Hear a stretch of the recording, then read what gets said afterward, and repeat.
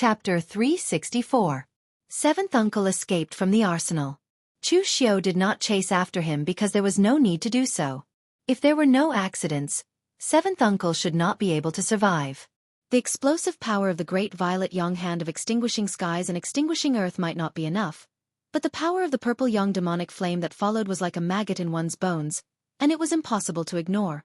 If Seventh Uncle was at his peak, he naturally would not be afraid of the purple yang demonic flame. However, Chu Xiao had severely injured him and then used the Oblivion Killing Fist to shatter his opponent's internal organs. At this moment, Seventh Uncle was already an arrow at the end of its flight.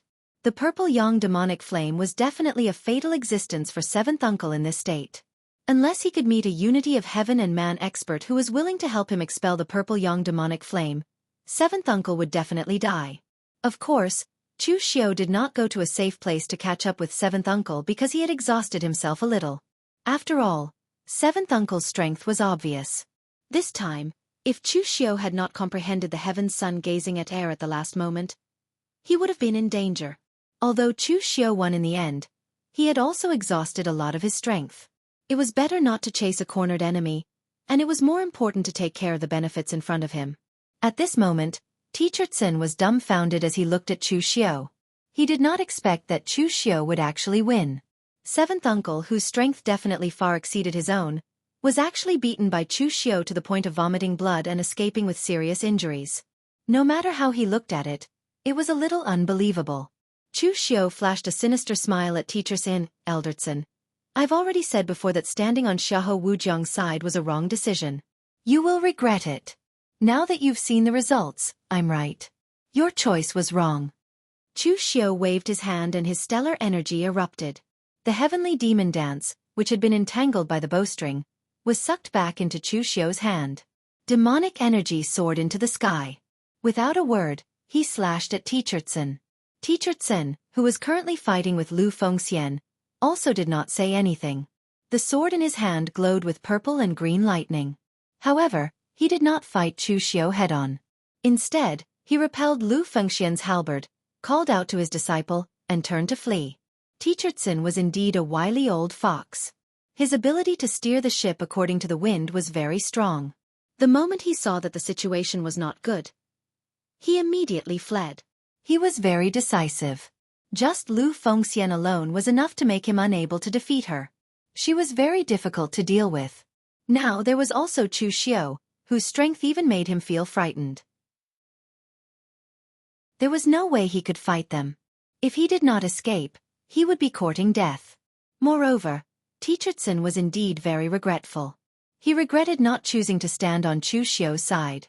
If he had stood on Chu Xiao's side, although he would not be able to monopolize the treasures in the Sky Split Tower, he would at least be able to get a third of it.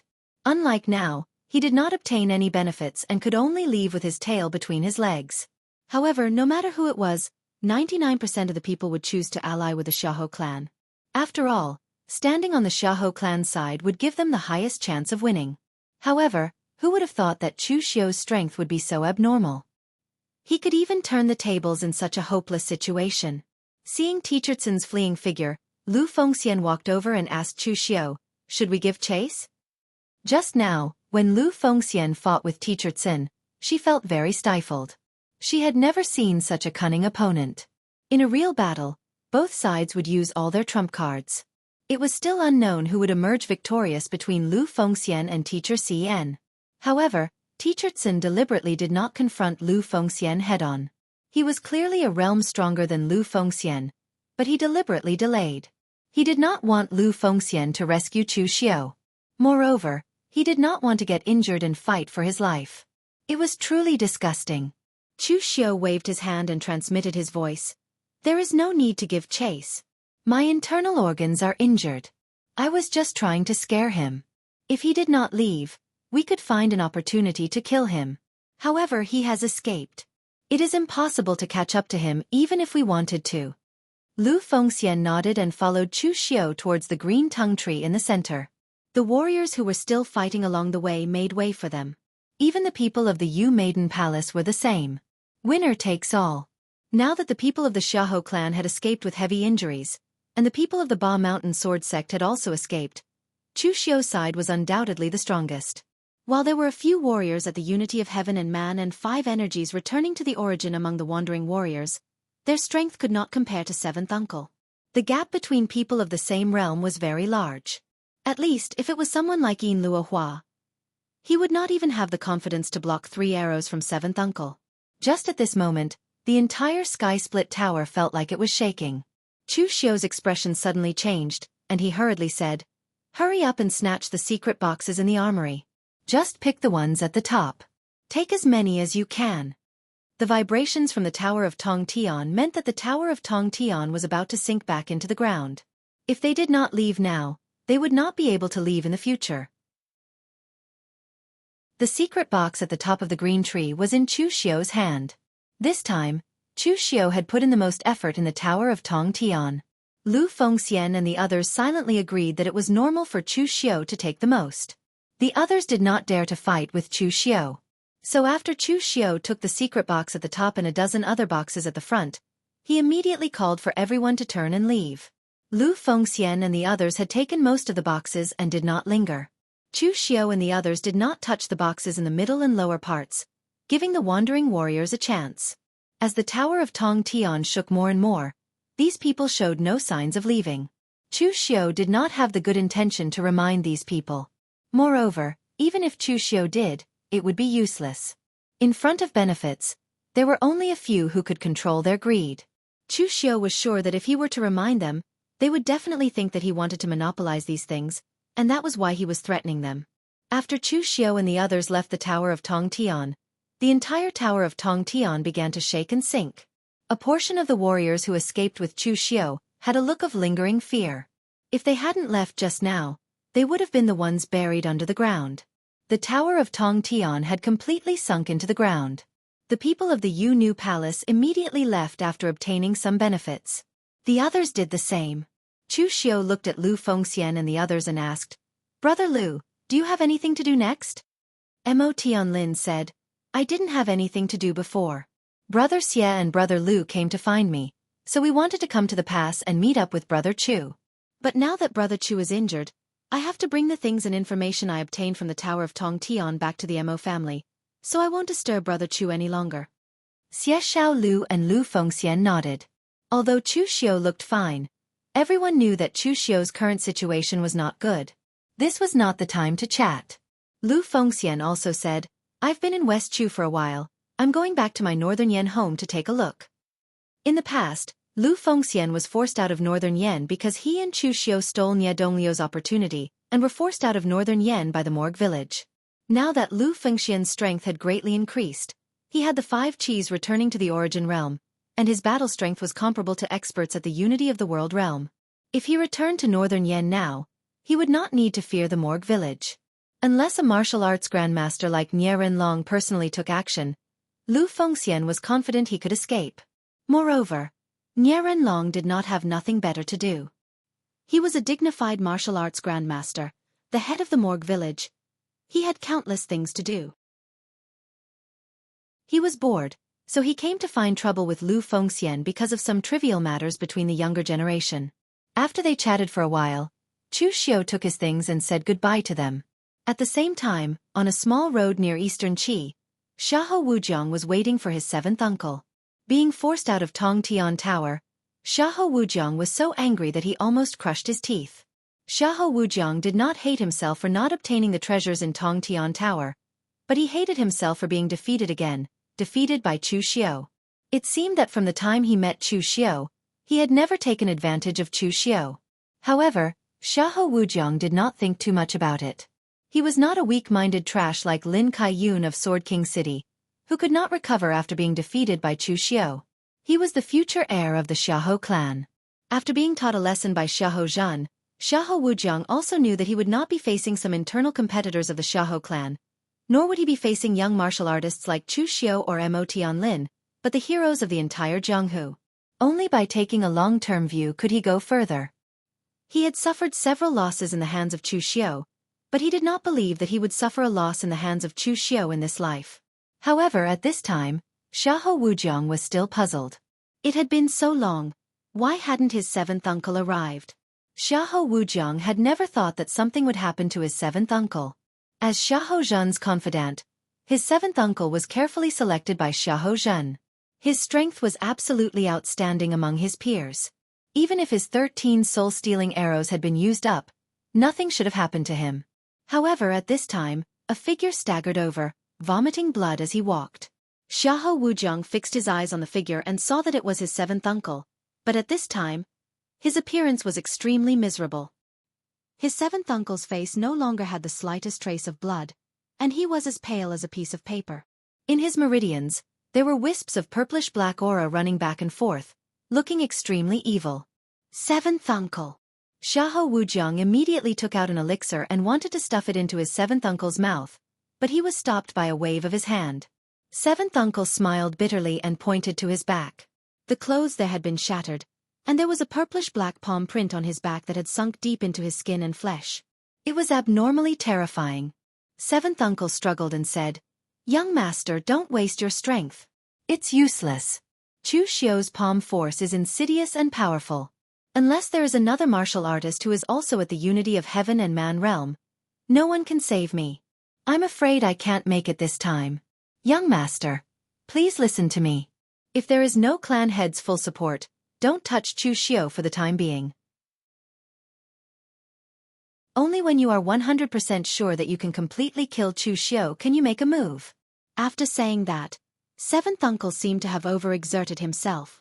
The purple sun devil flame in his body suddenly flourished and completely swallowed his heart meridians, causing him to vomit a mouthful of purplish-black blood. He was completely lifeless. Seventh uncle. Chapter 365. Looking at seventh uncle's corpse, Xiahou Wujiang's eyes flickered with boundless hatred and sorrow. When Chu Xiu killed Chon'er, Xiahou Wujiang only had hatred and anger. In fact, the hatred was not the most, anger was the majority. He was angry that Chu Xiu had killed his woman, not that Chu Xiu had killed his woman. Because Xiahou Wujiang had many women, and Chon'er was not the only one. Chon'er's death could make him angry, but it would not make him sad. But now, seventh uncle's death made Xiahou Wujiang's hatred rise to the sky. At the same time, he was also very sad because seventh uncle watched him grow up. Although Xiahou Wujiang showed his talent when he was young, Xiahou Zhen was extremely strict with Xiahou Wujiang. He let seventh uncle and others supervise his cultivation and punish him if he made a mistake. At this time, seventh uncle, as Xiahou Zhen's confidant, did not do everything according to Xiahou Zhen's instructions. Instead, when Xiahou Wujiang was too tired, he would go easy on him, and when Xiahou Wujiang was punished, he would also help him plead for mercy. Therefore, for Xiahou Wujiang, seventh uncle was no different from his real family. He was even much better than those uncles of the Xiahou clan who schemed against him the moment they met and dug holes for him. But now, seventh uncle was dead, and he died in the hands of Chu Xiu. How could Xiahou Wujiang not hate him? But no matter how much he hated him, Xiahou Wujiang was not stupid enough to go back to Chu Xiu to take revenge at this time. Seventh uncle was dead. He was not finished, and the Xiahou clan was not finished either. At this time, Chu Xiu naturally did not care about seventh uncle's life or death. After getting the things in the Tower of Babel, Chu Xiu immediately returned to the Guanxi land to count the spoils. In the original plot, the most precious thing in Tongtian Tower should be the body refining skill, which was considered a good skill in the whole world. Now that the secret box was in Chu Xiu's hands, if Chu Xiu's guess was right, it should be this thing. The box looked simple and was made of ordinary black iron. If it wasn't for the fact that it was placed on the highest floor of the armory, Chu Xiu wouldn't have believed that it was the most precious book in the armory. When he opened the secret box, there wasn't just one cultivation technique inside. Instead, there was an entire set. The top cultivation technique had 5 words written in gold: Vajra superpower. In the Jianghu, when it came to Taoist, Buddhist and demonic sects, the most common were the 3 sections. It was just that the demonic Tao was on the decline. On the other hand, Buddhism was revered in the north and the south. The North Buddhist sect, the Great Light Temple, cultivated the physique, while the South Buddhist sect, the Sabodhi Monastery, cultivated the Dharma. These 2 sects practically encompassed 90% of the Buddhist martial arts in the entire pugilistic world. In particular, the Great Light Temple. Almost all the Buddhist body refining skills in the world originated from the Great Light Temple. This was the case both in ancient times and now. Of course, this was not absolute. This was the case with the Vajra superpower. It was created by an eminent Buddhist monk who didn't belong to the Great Light Temple. However, when it was cultivated to the peak, its power was not inferior to the Great Light Temple's body-refining skills. The main purpose of the Vajra superpower was simple and direct. It was to cultivate the power of the physical body and evolve the power of Guardian Vajra. However, if this was all, then the Vajra superpower could only be regarded as a low-class or mid-class body-refining skill. It would definitely not be ranked in the Jianghu. It would not be collected by the sky-reaching martial sect and regarded as the most precious cultivation technique book. The entry level of the Vajra superpower was slightly mediocre. What could really unleash the power of the Vajra superpower was the subsequent changes. Legend had it that the Vajra superpower was formed by the 32 Vajra Dharma of Buddhism. Those who cultivated it could obtain the power of Vajra superpower. When cultivated to great success, they could comprehend and condense their own Dharma. In fact, when they reached the peak, they would not be constrained by the power of the Dharma. Their appearance would be completely removed, and only their spirit would remain. They would reach the realm where their spirit would move and their power would be generated. Simply put, whether the Vajra superpower was powerful or not depended on the cultivator. In fact, the Dharma that every cultivator could cultivate was different. Naturally, the power would be different as well. The Vajra superpower book was so thick. In fact, only a portion of the main cultivation techniques took up. The rest were the insights left behind by other cultivators, as well as the Dharma that they left behind. Among them were the Vajra superpower Dharma, the blissful boy Dharma, the foolish and clumsy Dharma, the all Dharma silence Dharma, the all rivers flow into the sea, and the unique and righteous Dharma. These Dharma were left behind by the seniors who had cultivated the Vajra superpower in the past. They were the Dharma that belonged to them. Chu Xiao could cultivate them. These Dharma could help Chu Xiao get started as soon as possible. However, these Dharma were not Chu Xiao's own insights. Even if Chu Xiao used them, he would not be able to cultivate them to the peak. If he really wanted to understand the true meaning of the Vajra superpower, he would have to comprehend his own Dharma. In the future, if Chu Xiao could combine all the Dharma into one and reach the realm of no form and soul, a single thought would be able to create all kinds of techniques. This was the ultimate state of the Vajra superpower, also known as the Infinite Tribulation Golden Body. These were all introductions in the book. No one knew if anyone had cultivated to this realm. Moreover, this cultivation technique rarely appeared in the original plot, so it did not have a grade, and there was no way to give it a fixed grade. The reason was very simple. Although the pugilistic world had long concluded that there was no strongest cultivation technique, only the strongest people, a cultivation technique should have an upper and lower limit. However, martial arts like the Vajra superpower had no upper and lower limit. Anyone could cultivate it. As for what kind of power one could achieve after cultivating it, it could only be said that the difference was like heaven and earth, so it was not easy to set a grade. When he opened the other secret boxes, there were more cultivation techniques in them. There were from the Taoist, Buddhist, and demonic sections. There were also some very strange cultivation techniques. However, Chu Xiao took a look and found that almost all of them were of no use to him. Now, Chu Xiao's cultivation technique inheritance was not inferior to those of the disciples of the big sections. In fact, it was even stronger than them. Therefore, those 4th and 5th revolution cultivation techniques that other people in the pugilistic world regarded as treasures, Chu Xiao was not interested in them. As for the other things, Chu Xiao only took a few of the more precious elixirs. He did not touch the rest of the things. He was preparing to hand them over to the Guanzhong torture room. Of course, Chu Xiao did this not because he was selfless, but because these things could prove Chu Xiao's value. Although the Guanzhong torture room was a very special existence, its nature was not much different from most of the martial forces. The sect would provide protection for you, and you would also have to provide enough value for the sect. The two sides complemented each other. All along, Chu Xiao had already provided a lot of reputation for the Guanzhong torture room. Now, these things from the Tower of Babel were the benefits that Chu Xiao could provide for the Guanzhong torture room. Therefore, when something happened to Chu Xiao, it was the Guanzhong torture room's turn to protect him. This was also the reason why Chu Xiao dared to kill Ming Chen. Of course, if the Guanzhong torture room was afraid of trouble, they could choose not to protect him. But then, what would happen to the people's hearts? A force that couldn't even protect its own people was bound to be divided and would probably be on the verge of decline. As expected, Chu Xiu did not have to wait for long. Guan Siyu had already sent Yuqi over and asked Chu Xiu to make a trip to the Guanzhong torture room headquarters. When he saw Chu Xiu again, Yuqi took the initiative to salute Chu Xiu and said, "Official Chu, you've caused quite a commotion this time." Yuqi was a person who knew his limits. In the past, Chu Xiu's rank was similar to his, so Yuqi could treat Chu Xiu as an equal. But now, Chu Xiu was already a torture officer. Although this position did not make Yuqi be polite or respectful to Chu Xiu, it was necessary to at least respect him. Chu Xiu waved his hand and said, "Brother Yuqi, we've known each other for such a long time. If you're being so polite, you're treating me like an outsider.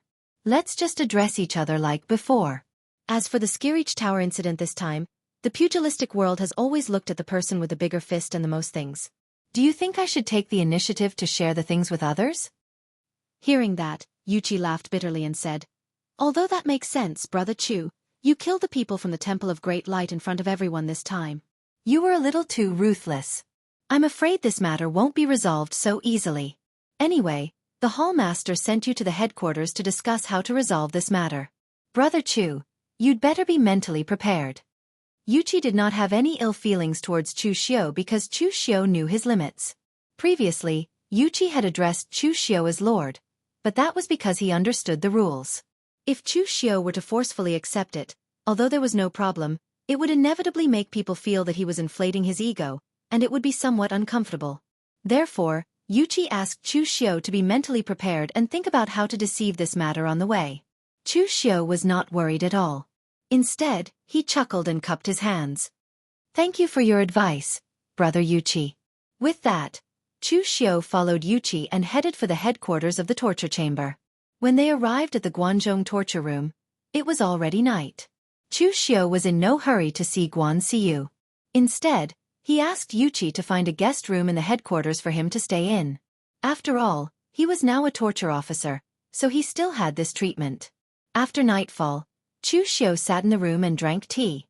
The room was shrouded in a black demonic mist, but there was also a fragrant wind.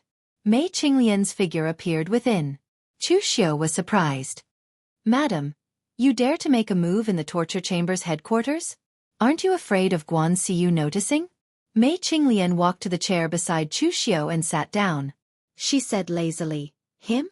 As long as I don't want him to notice, he won't be able to. Also, don't call me madam. Since you know my identity, do you really think I'll stay beside that old thing for the rest of my life?" Chu Xiu smiled. "Then what should I call you? Sect Master Mei?" Mei Qinglian waved her hand. "Forget it. None of the Yin Demon Sect's sect masters had a good ending. Moreover, I've never inherited the position of the Yin Demon Sect's sect master. When there were still a few people in the Yin Demon Sect, I was the Yin Demon Sect's saintess. Moreover, I'm also your elder. If you want to call me, just call me Saintess. Also, you're quite bold this time. You killed the martial monk instructor of the Great Light Temple's Vajra department just like that." After Guan Siyu heard about it, he was so angry that he smashed his cup. Chapter 366. Chu Xiu was not surprised that Guan Siyu smashed her cup in anger. On the contrary, it would be strange if Guan Siyu did not react at all. Chu Xiu just smiled at Mei Qinglian and said, "Someone wants to kill me, so I naturally have to kill him. Who cares if he is from the Great Light Temple or the Sabodhi Monastery? I let him go once, but do you think I can turn an enemy into a friend?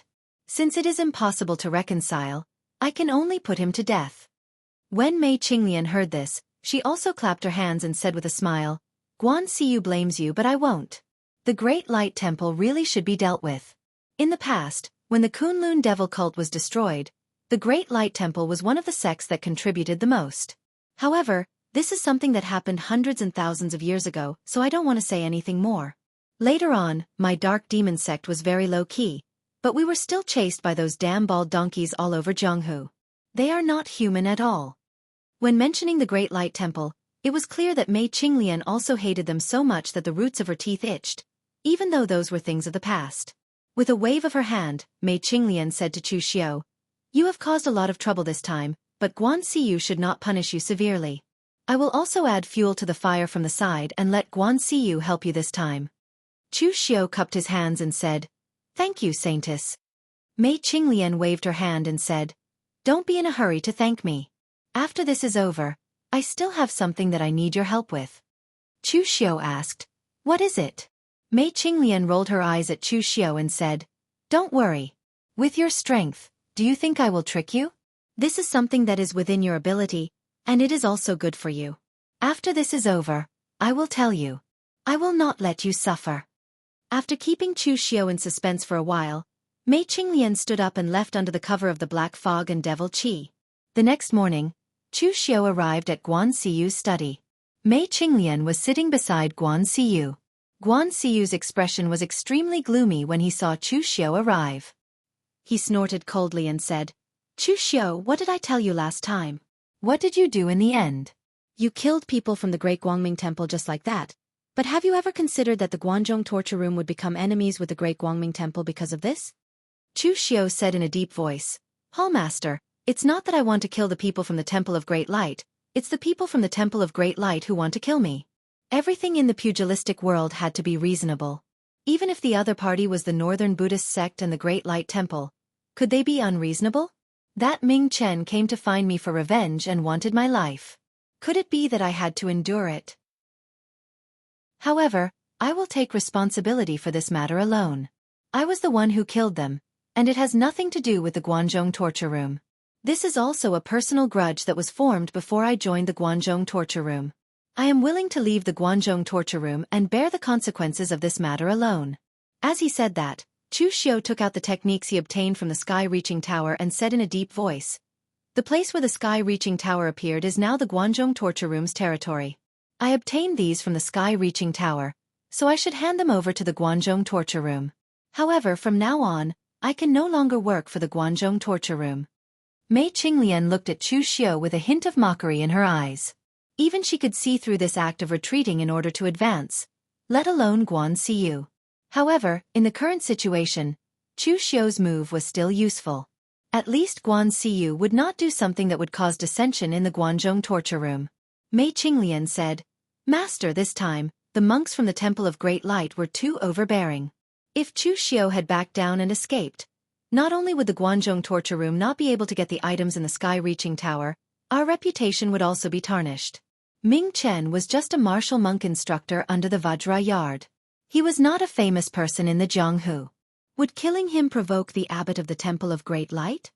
Hearing Mei Qinglian's words, Guan Siyu's expression became a little better. However, he still snorted and said, "All right, stop acting. The Guanzhong torture room will help you handle this matter.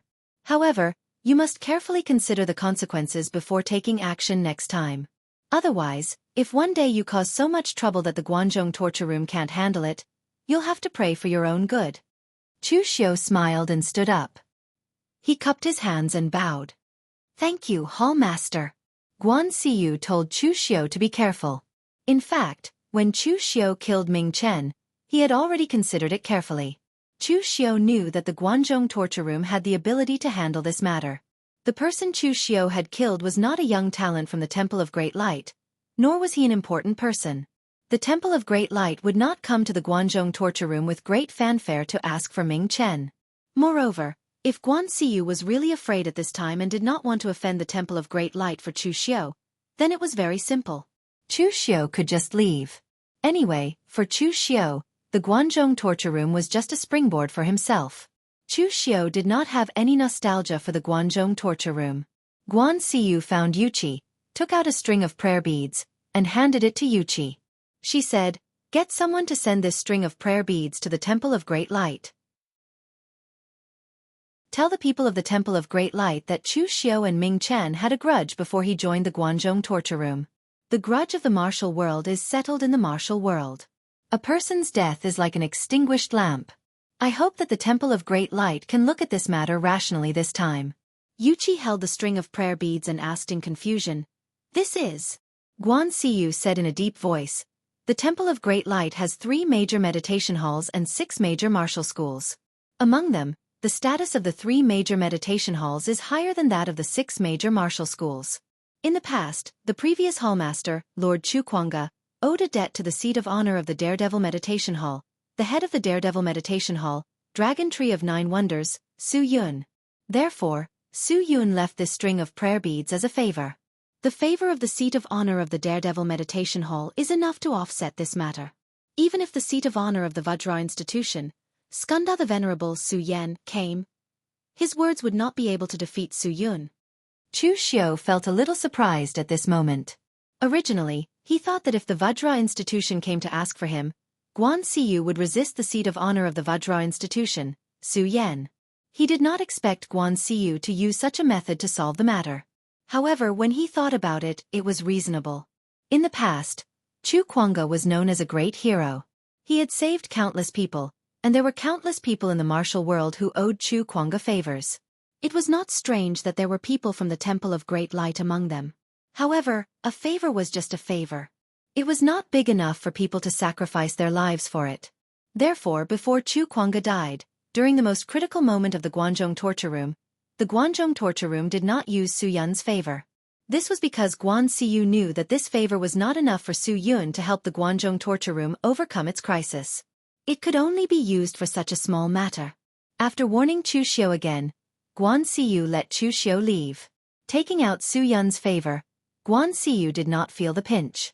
This favor belonged to Su Yun and not the entire Temple of Great Light. Therefore, if it was not used, it would be completely useless after Su Yun died. With the help of the Guanzhong torture room, Chu Xiu naturally returned to Guanxi with peace of mind. He was prepared to begin closed-door training to recuperate and cultivate his great Vajra divine power. At this time, in the Xiahou clan, Xiahou Wujiang had his head lowered. Beside him was the corpse of his seventh uncle, and in front of him stood Xiahou Zhan, who had a gloomy expression. After a long while, Xiahou Zhan said, "Who killed my seventh uncle?"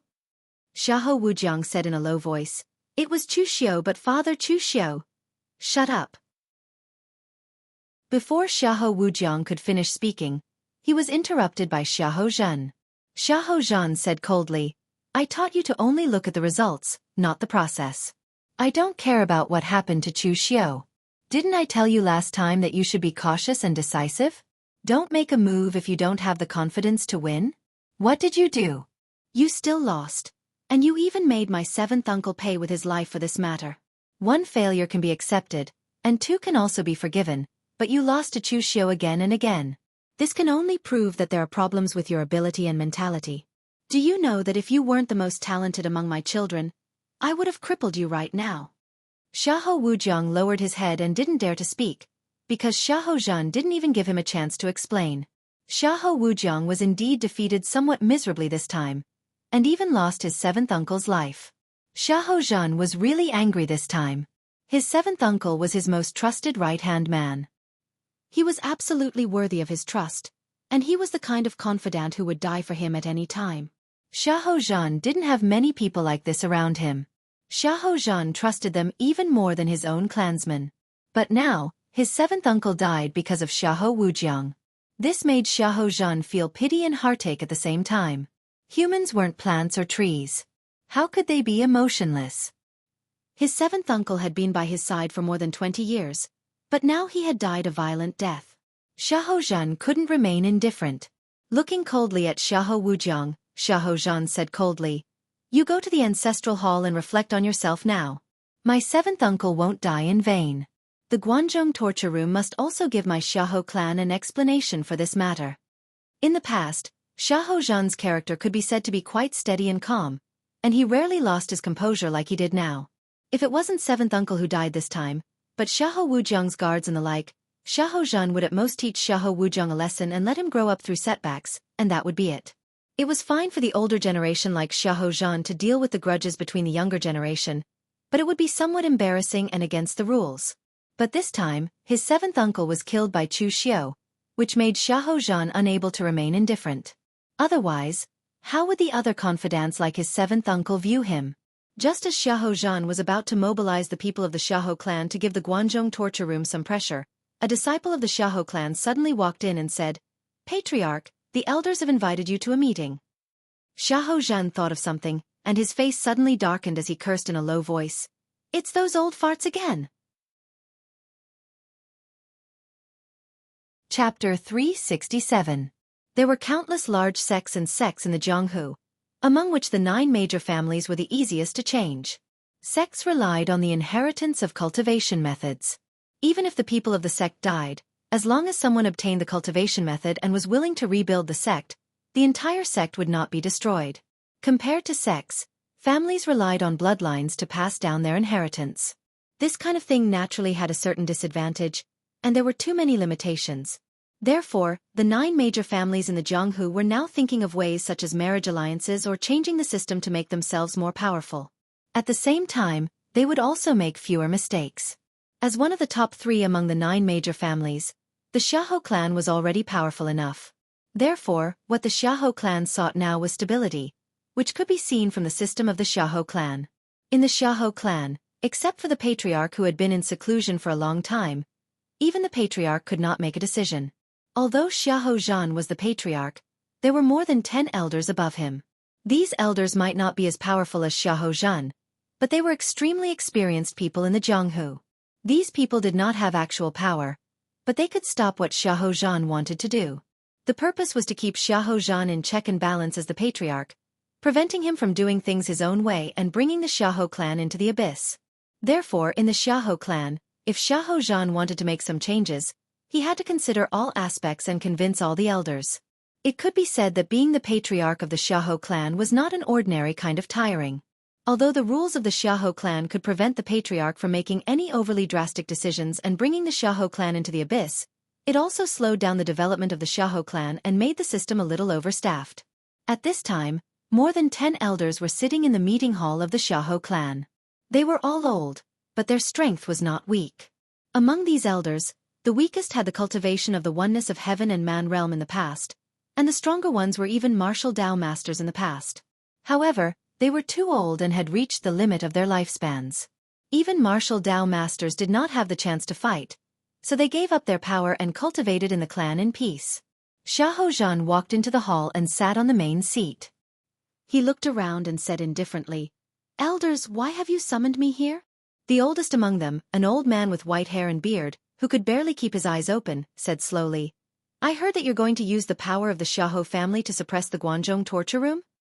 The Xiahou clan was only so big. Before they came, Xiahou Zhan had already guessed what they wanted to do. Xiahou Zhan couldn't help but snort coldly. "So what? Great Elder. Do you have any objections?" The Great Elder was of the same generation as the patriarch of the Xiahou clan. He was also a martial Dao master in the past, but the patriarch of the Xiahou clan in that generation was even more amazing and had been suppressing the Great Elder. As a result, the Great Elder never had a chance to stand out in the Xiahou clan, even when his lifespan was coming to an end. However, although the Great Elder was not good enough, he wanted to train his descendants to take the position of the patriarch. Unfortunately, none of his descendants were useful. After a few decades, he finally produced a talented descendant, but he happened to be of the same generation as Xiahou Zhan. He was directly suppressed by Xiahou Zhan and failed to compete for the position of the patriarch.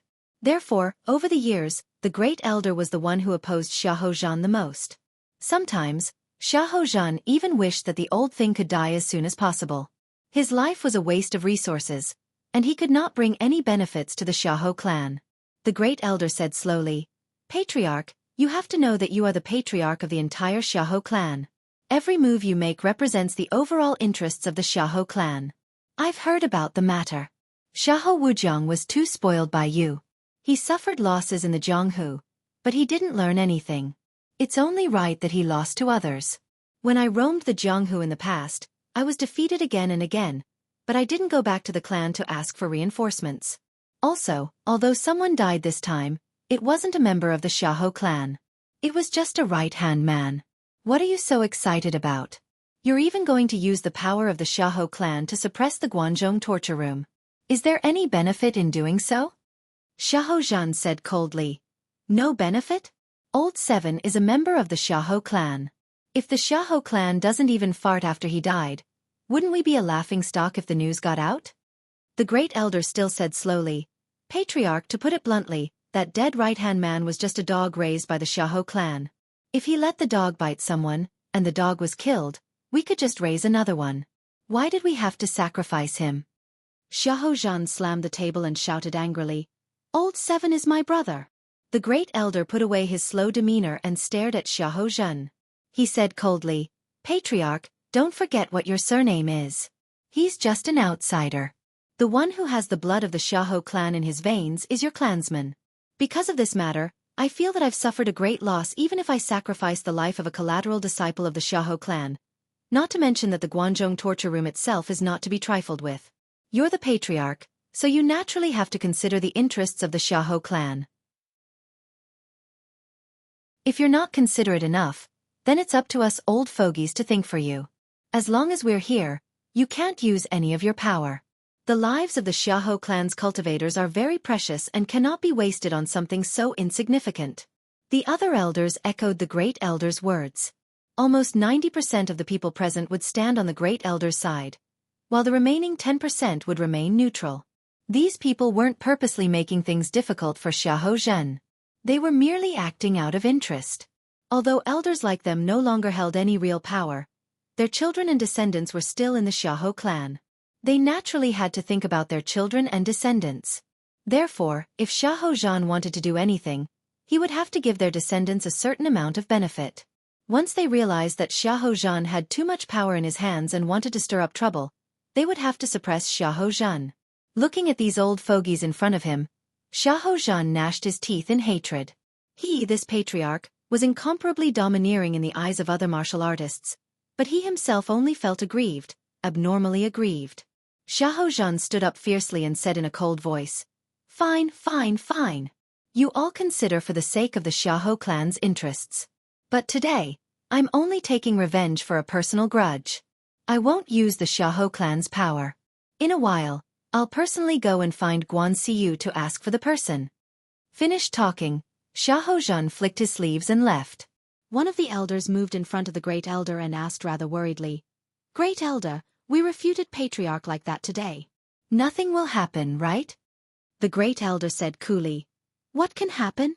Xiaofan isn't an idiot either. He won't go and fight to the death with Guanxiu because of an outsider. He's currently in a fit of rage. At most, he'll just go to the Guanzhong torture room to vent his anger. Nothing will happen.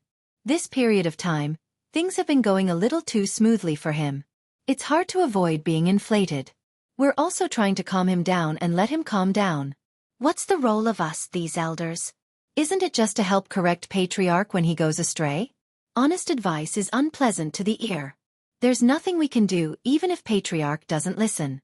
Anyway, I'm doing this for his own good." Everyone present nodded in agreement.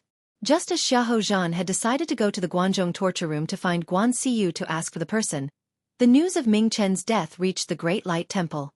Furthermore, due to the long journey, they only received news of Ming Chen's death and not his corpse. In the Vajra yard, Ming Chen's master, Huizhen, was stunned when he heard the news of Ming Chen's death. There was no anger or grief in his eyes, only endless sorrow. Huizhen was an elder of the Vajra yard. His cultivation base had long reached the oneness of heaven and man realm. However, he was not young either. He was already more than 100 years old, and his qi and blood had begun to decline. Ming Chen was not his only disciple, but he was his favorite disciple. This was because Ming Chen was very similar to him when he was young. They were both righteous but impulsive and easily angered. However, after so many years, Huizhen's temper had changed a lot after he suffered a few losses in the early years. Finally, he was enlightened as he grew older. However, he also lost the chance to become a martial Dao master. Although Ming Chen was not considered young, he was in the prime of his life. He still had a chance. As long as he could completely change his temper and understand the true meaning of the Furious Vajra Heart Sutra, he might have a chance to step into the peak of martial Dao in the future. It was a pity that Ming Chen did not survive this calamity in the end. He did not actually die at the hands of Chu Xiu. Instead, he died at the hands of his uncontrollable anger. However, although Huizhen knew this, he still had to take revenge for Ming Chen. This had nothing to do with other messy things. It was only because he was Ming Chen's master. It was as simple as that. Huizhen was not teacher Cn. He could let go of his hatred for the sake of benefits when his own disciple died. He did not hate Chu Xiu, but he still wanted to kill Chu Xiu to take revenge. However, Huizhen was not sure if he could kill Chu Xiu with his own strength. The Great Light Temple's martial artists had extremely strong bodies. However, when a martial artist who specialized in cultivating the body grew old, once his qi and blood began to deteriorate, his own strength would also deteriorate very seriously. Whether he could kill Chu Xiao, who had an extremely strong battle record, in a one-on-one battle was still an unknown. Moreover, Chu Xiao was a torture officer of the Guanzhong torture room. He was considered an important figure in the Guanzhong torture room. If Hui Zhan wanted to kill Chu Xiao, he would first have to go through Guan Siyu. When one reached the level of a martial Dao master, it was no longer something that he could interfere with. Therefore, Hui Zhan left his own monastery and went directly to the Vajrayard's first seat, Skanda the Venerable, Su Yan. Su Yan was a generation older than Hui Zhan, but he was much younger than Hui Zhan. He was not even 100 years old. He looked like a tall, middle-aged monk with a masculine appearance. Chapter 368. The Great Light Temple had existed for tens of thousands of years and had existed even before the great calamity of ancient times. Thus, there were several generations of disciples in the Great Light Temple.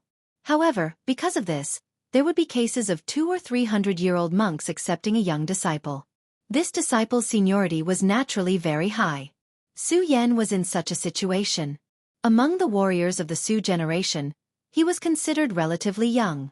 Huizhen walked into the courtyard and clasped his hands together. Junior Martial Uncle. In the past, when Su Yan was young, Huizhen was already a martial monk instructor. However, because of seniority, he could only call Su Yan martial uncle. He felt that it was a little awkward, so he added the word, junior. This habit had not been changed until now. Seeing Huizhen, Su Yan sighed.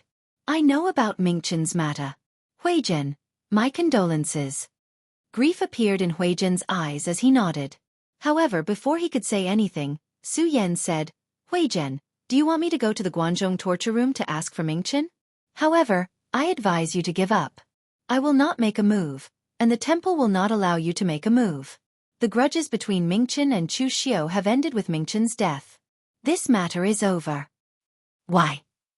Hui Zhan had a look of surprise on his face. He had never thought that Su Yan would actually say that. The warriors of the Vajra institution had always had a fiery temper. In Huizhen's opinion, even if he did not take the initiative to mention this matter, Su Yan would personally go to the Guanzhong torture room to ask for an explanation from Guan Siyu. In the end, Su Yan did not intend to make a move and even wanted to stop him. Su Yan sighed and said, It's news from the Guanzhong Disciplinary Hall. Senior Martial Brother Su Yun, the first seat of the Wangyan Zhen Hall, owed the previous hallmaster Chu Kuanga a favor. He did not return this favor when Chu Kuanga was alive. Now that the Guanzhong torture room wants him to return this favor, Senior Martial Brother Su Yun has already agreed. You know the weight of Senior Martial Brother Su Yun's words. Since he has spoken, I cannot refuse, and neither can you.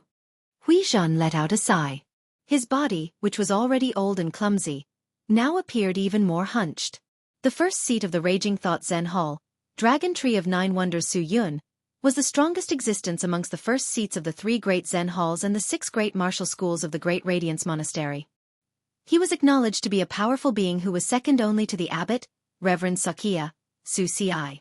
Moreover, Su Yun had an extremely high status in the Su generation. He used to be their eldest senior brother. As for why Su Ci had become the abbot in the end, it had always been a mystery to the outside world.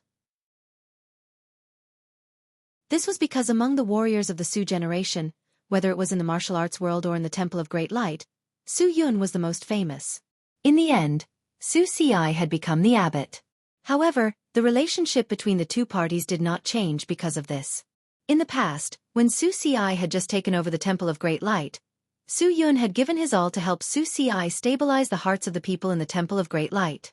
It could be said that Su Ci was able to secure his position now without Su Yun's help.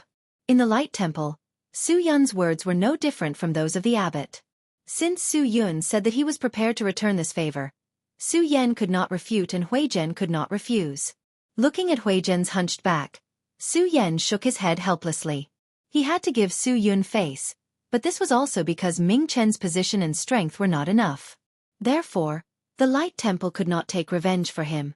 If the person who died was the most outstanding disciple of their Great Light Temple's younger generation, Wisdom King Zhongxian, then not only would Su Yun lose face, even if Abbot Su Ci did not want to take revenge, the entire Great Light Temple would still want to kill Chu Xiu to take revenge. The grudge with the Great Light Temple was temporarily put aside. Chu Xiu was currently recuperating in seclusion in the Guanxi land. Chu Xiu had also made use of the ferocious beast's heart he had obtained from the Skirich Tower. In fact, the best way to make use of the beast's heart was to bleed and refine it into a pill. Only then could the pill's effect be maximized. However, it was a pity that Chu Xiu did not have any alchemists under him, and he was a little worried about the alchemists in the Guanzhong Disciplinary Hall. Hence, he could only waste some and directly extract their blood to refine. As soon as the blood from the beast's heart entered his body, it was split into half by the glazed gold silk goo in Chu Xiu's body. The other half was like a burning flame that instantly ignited Chu Xiu's body. The ancient beast's power was unimaginable to the current warriors. At least, the intensity of this power was unique among all the pills that Chu Xiu had taken.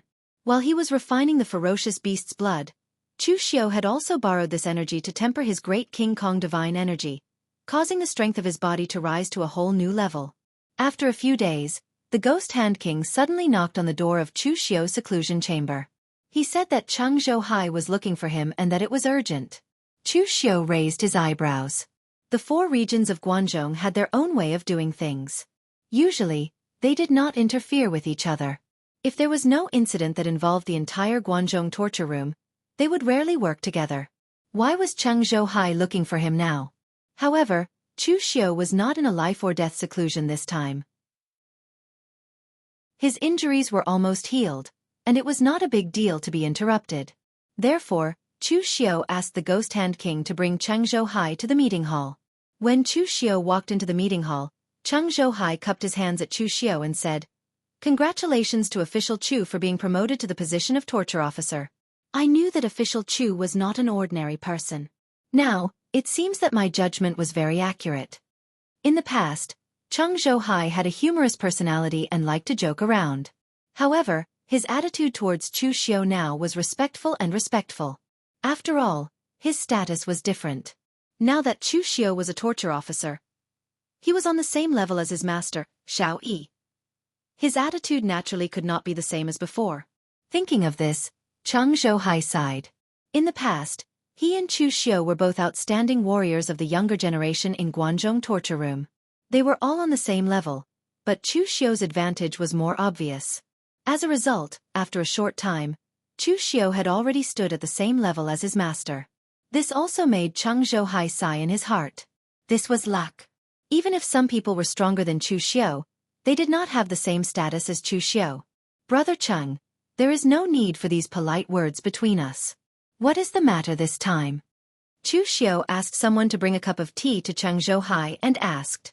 Cheng Zhouhai looked solemn and said, "My master asked me to bring you a message. Xiahou Zhan, the head of the Xiahou family, came from Eastern Qi and has already stepped into the Guangdong area.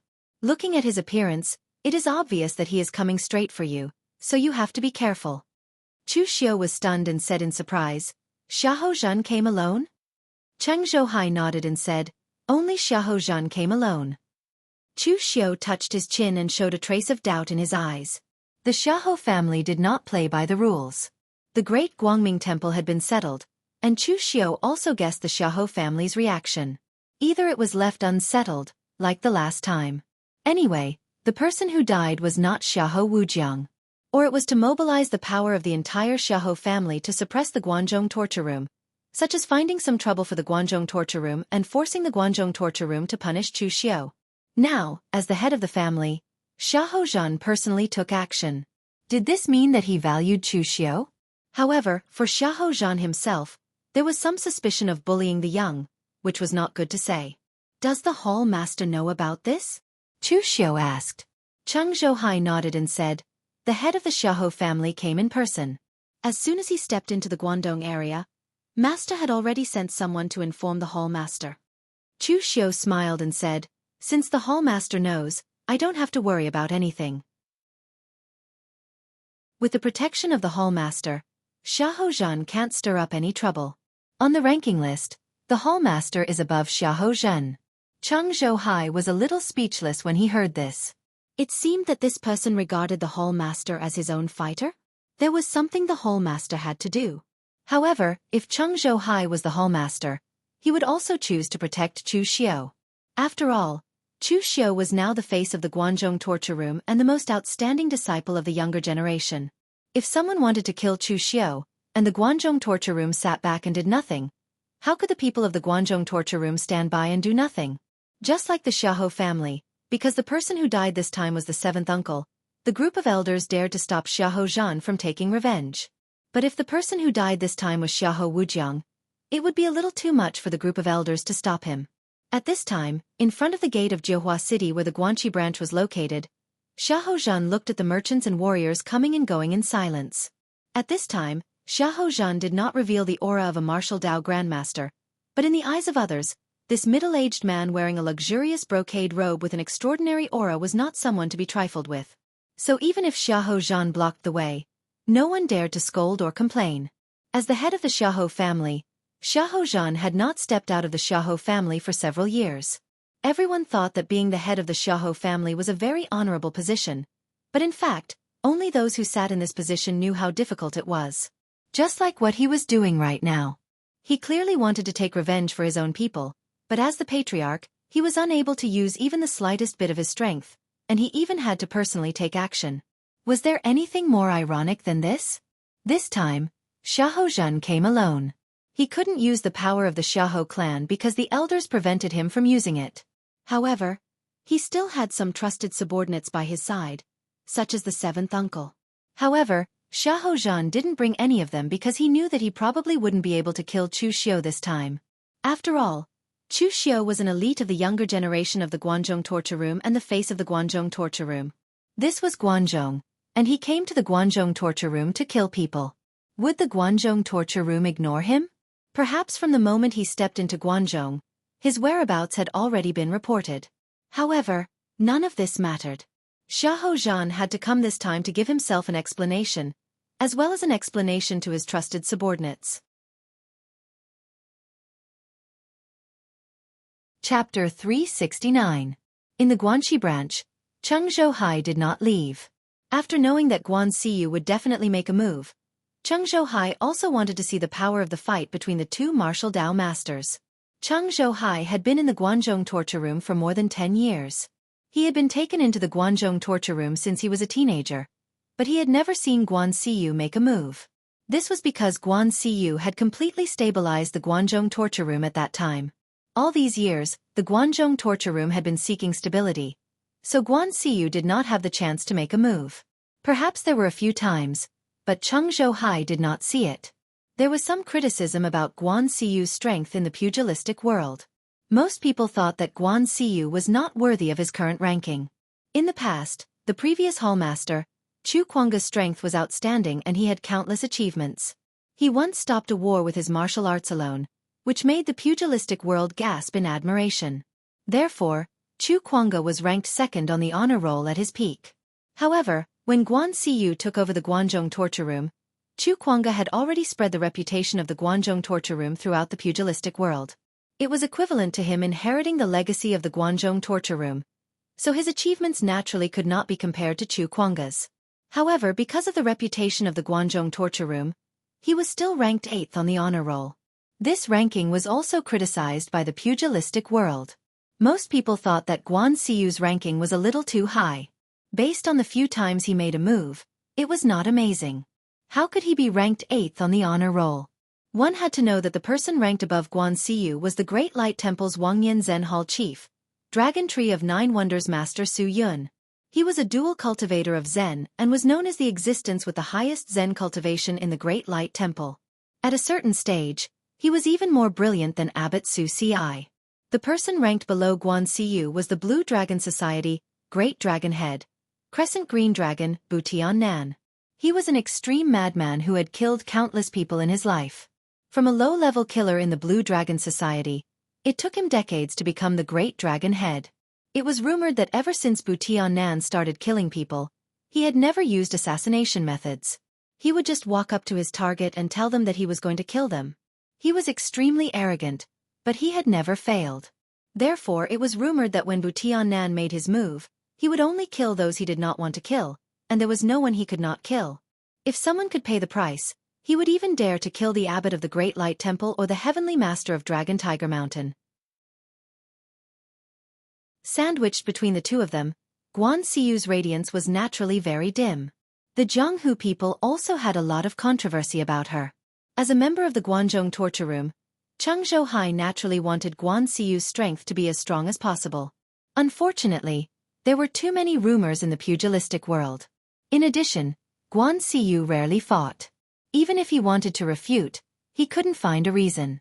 Hence, Cheng Zhouhai also wanted to see how strong Hall Master Guan was. Just as Cheng Zhouhai was chatting with Chu Xiao in the Guanxi branch, an overwhelming pressure suddenly shrouded the entire Guanxi branch from the outside. It was as oppressive as a rainstorm, so much so that some people could not breathe. Chu Xiao and Cheng Zhouhai looked at each other. Both of their eyes revealed a hint of seriousness as they walked out together.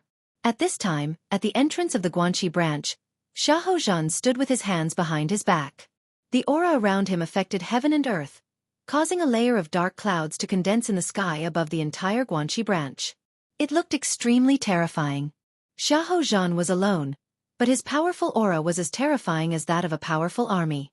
It made the people under Chu Xiao not dare to even move.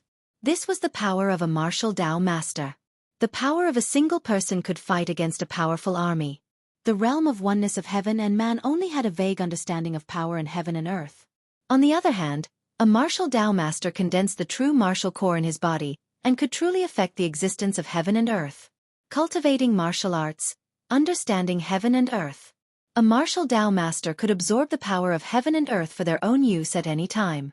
As long as the internal force did not erupt too fiercely, then a martial Dao master could absorb the power of heaven and earth unlimitedly and transform it into internal force to hurt people. Therefore, the saying that a martial Dao master could fight against a powerful army was not an exaggeration, but it really existed.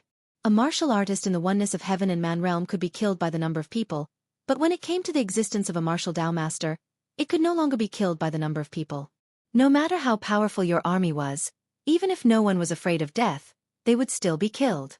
This was why the real pellet state was called a martial Dao master. Only those who could establish a sect were qualified to be called a martial Dao master.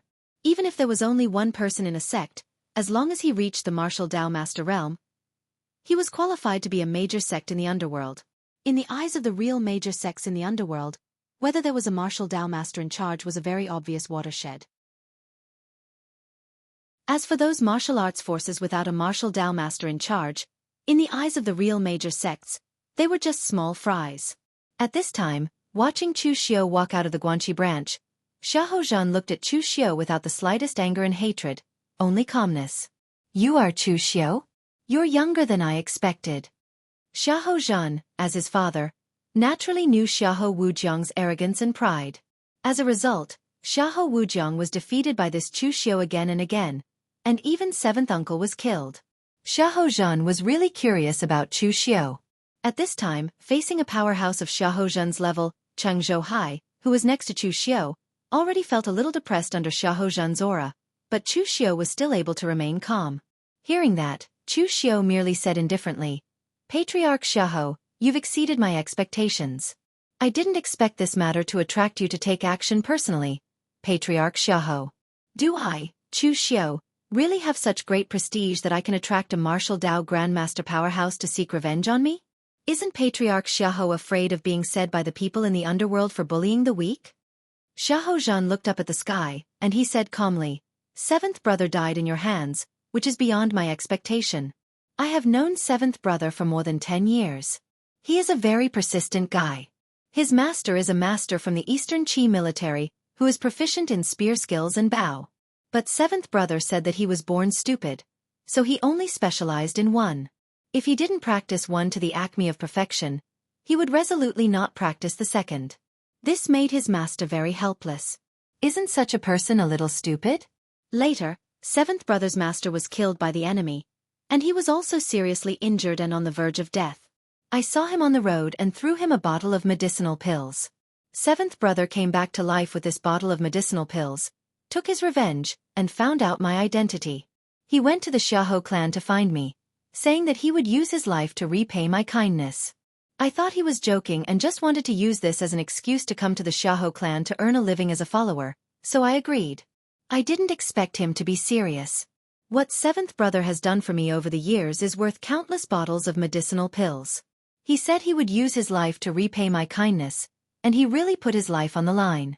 Now that seventh brother is dead, I'm not here as the patriarch of the Xiahou clan, but as an elder brother to seek justice from you.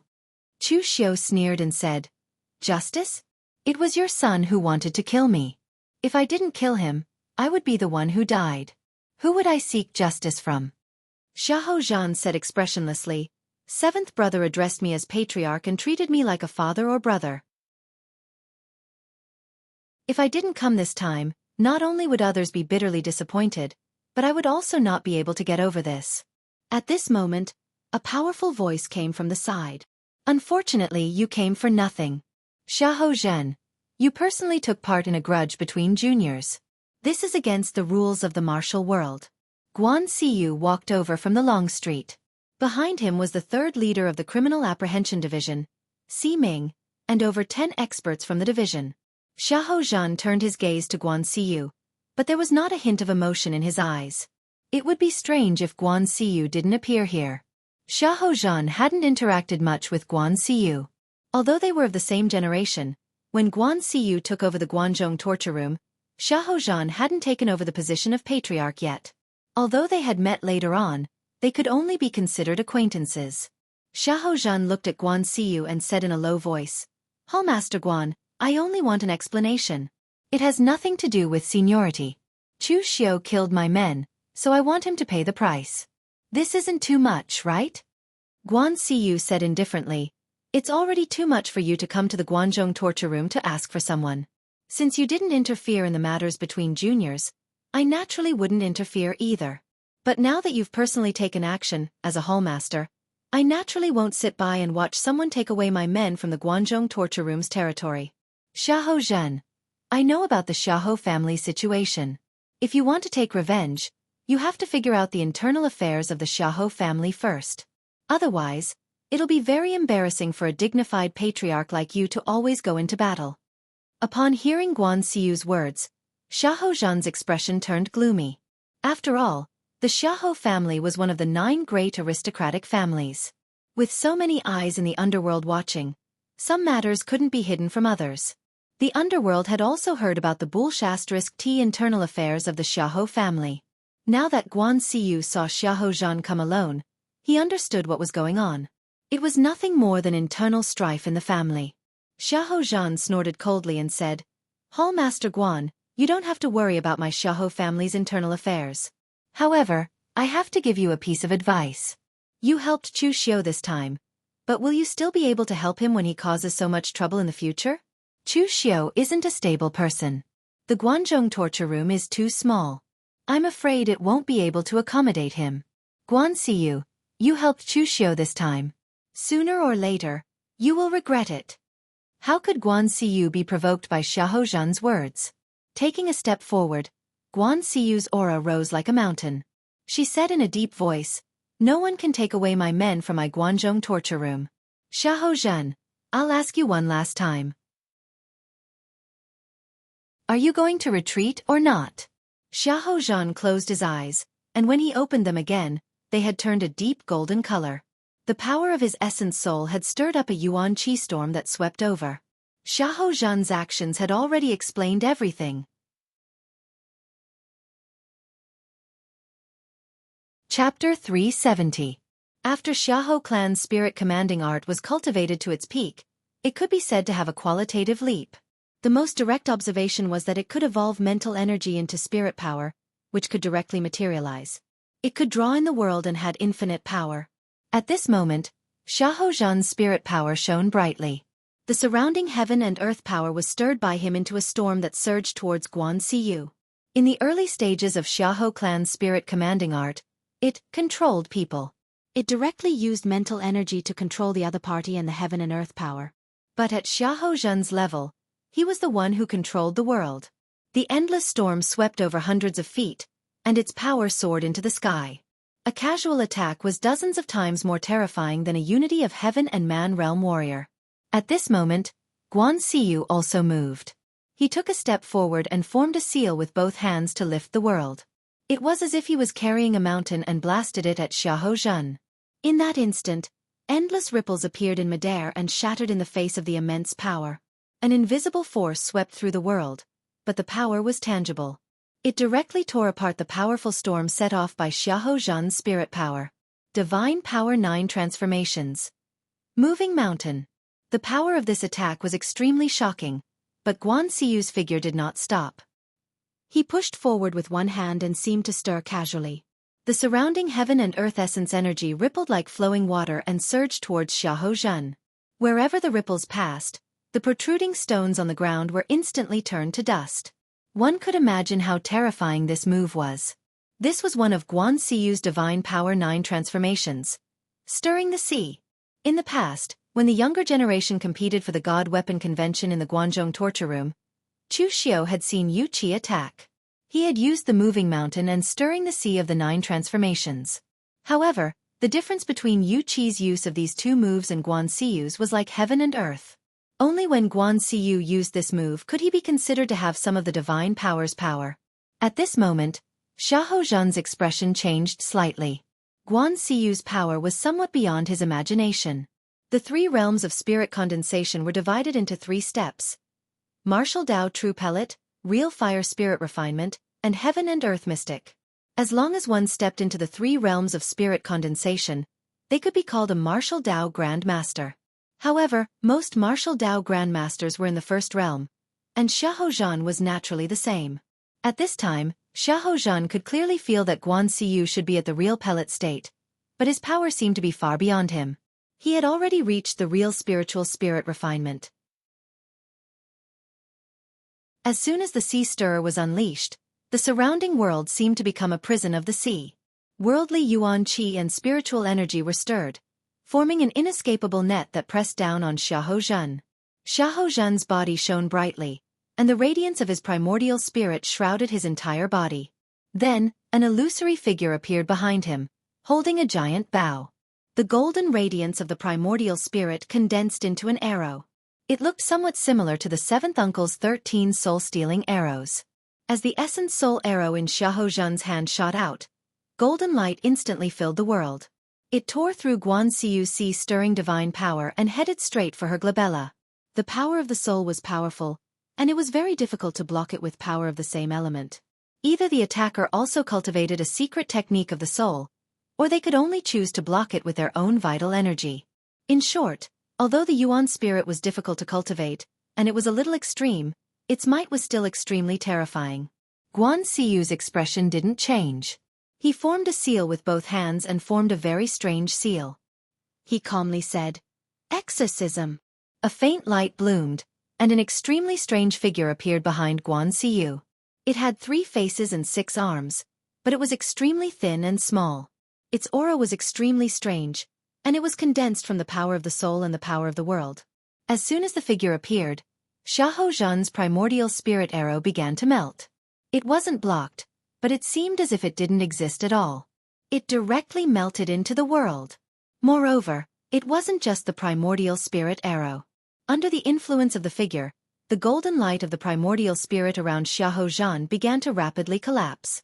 The figure actually had a great suppressive effect on the power of the soul. It was simply the nemesis of the Xiahou clan's spirit control technique. Moreover, it wasn't over yet. Guan Xiyu waved his hand. He didn't have a saber in his hand, but a piercingly cold saber gleam appeared around him. The dense saber gleam floated around Guan Xiyu like a tornado. As Guan Xiyu took a step forward, the saber gleam surged towards Xiaofan. Within a radius of 300 meters, everything was enveloped by the boundless saber storm. The scene was simply terrifying. Divine Power 9 Transformations. Call the Wind. This series of exchanges made Chu Xiao, Cheng Zhouhai, and the others below dizzy. It wasn't easy to learn from a battle between 2 martial Tao masters. However, they could also see that Guan Xiyu had the upper hand. To be precise, Guan Xiyu's strength couldn't even be considered to have the upper hand. It was simply a crushing defeat. Moreover, Guan Xiyu's cultivation technique also had a great restraining effect on Xiaofan.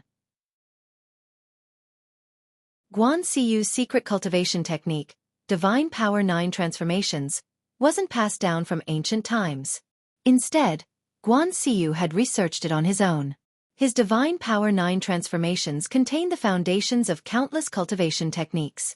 Among them, there were even fragments of powerful ancient cultivation techniques. Guan Xiyu forcibly combined them together and extracted their advantages. That was why it only had 9 forms, but it included all kinds of martial arts in the world.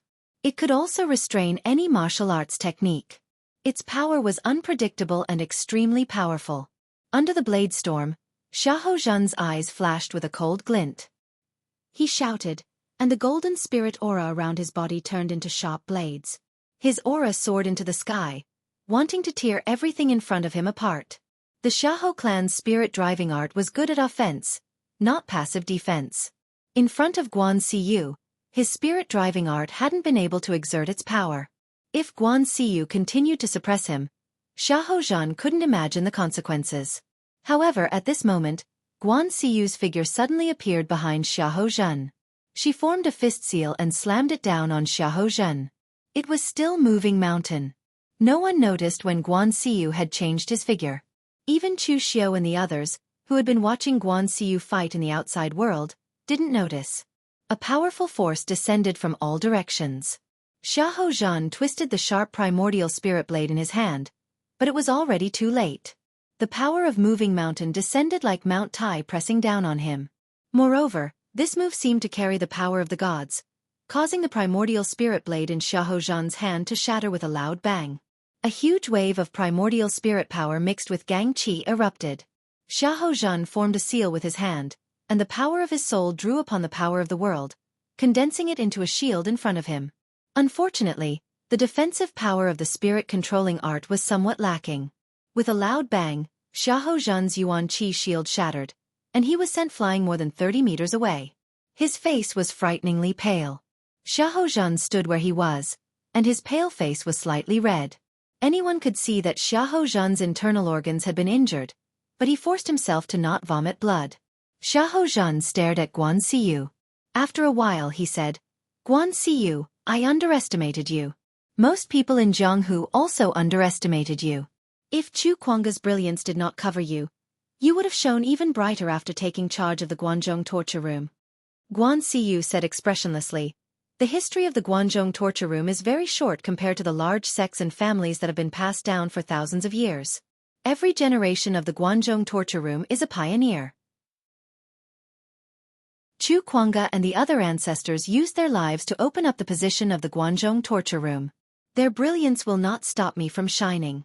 Instead, it will protect the Guanzhong torture room to move forward safely." The corners of Xiahou Zhan's mouth twitched, and he turned to leave. This time, he had suffered a loss, and he had miscalculated. Xiahou Zhan came to Guanzhong alone to demand an explanation.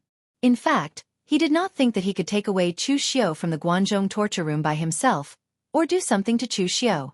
However, if he fought Guan Xiyu in front of everyone, as long as he gained the upper hand, he would be able to leave calmly. He would be able to give Old Seven and his subordinates an explanation.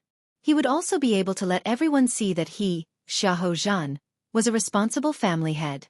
In the end, Xiahou Zhan did not expect that Guan Xiyu, who had always been very low-key and was thought by the people of the Jianghu to be unworthy of his ranking on the honor list, was so powerful. His cultivation was probably not far from the true fire spirit refinement stage. He had only seen 4 of Guan Xiyu's 9 divine transformations, and he could not resist it.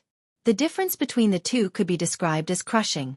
At this time, on Chu Xiu's side, Cheng Zhouhai and the others were also very excited when they saw Guan Xiyu seriously injure Xiahou Zhan in a few moves. Since their hall master was so powerful, they naturally felt honored as well. However, Chu Xiu was also narrowing his eyes at this time. He was thinking about something different. The others were thinking that they had underestimated Guan Xiyu, but Chu Xiu was thinking about how strong Mei Qinglian was. Chu Xiu did not understand the darkness demon sex cultivation method, but Mei Qinglian had been hiding beside Guan Xiyu for so many years and could even faintly control her mind. One could imagine how strong Mei Qinglian was. The stronger one was, the stronger their mind was, especially people like Guan Xiyu, who was known as the Iron Judge. For the sake of the Guanzhong torture room's rules, she would even cripple her own disciple. However, Mei Qinglian had been by Guan Xiyu's side all these years. He did not know what method she had used, but she could already influence most of Guan Xiyu's decisions. This was shocking enough. Now, Chu Xiu was also a little curious about what Mei Qinglian wanted to do. If she just wanted to use the Guanzhong torture room to hide her identity, then Mei Qinglian had already done it. She dared to reveal her martial Dao master cultivation in the Guanzhong torture room headquarters, which was enough to prove her influence on Guan Xiyu. In the end, Mei Qinglian was still secretly plotting something. Could it be that she wanted Guan Xiyu, a martial Dao master, to become her puppet?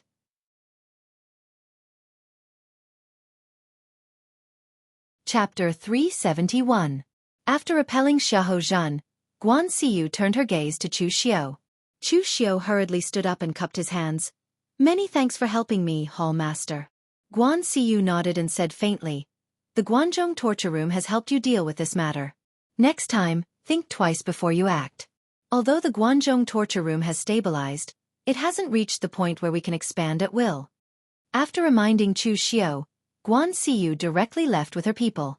After nightfall, Chu Xiu didn't go to sleep, nor did he choose to cultivate. Instead, he waited in the room. Since Guan Xiyu had come, then Mei Qinglian should have also come. He still remembered that Mei Qinglian had said that she had something for him to do. Sure enough, not long after, Mei Qinglian's figure walked out of the black mist. She had a lazy smile on her face. "The trouble has been resolved. You can relax now." Chu Xiu shook his head and said, "It wasn't a big trouble, but this time, I really didn't expect Hall Master Guan's strength to be this strong."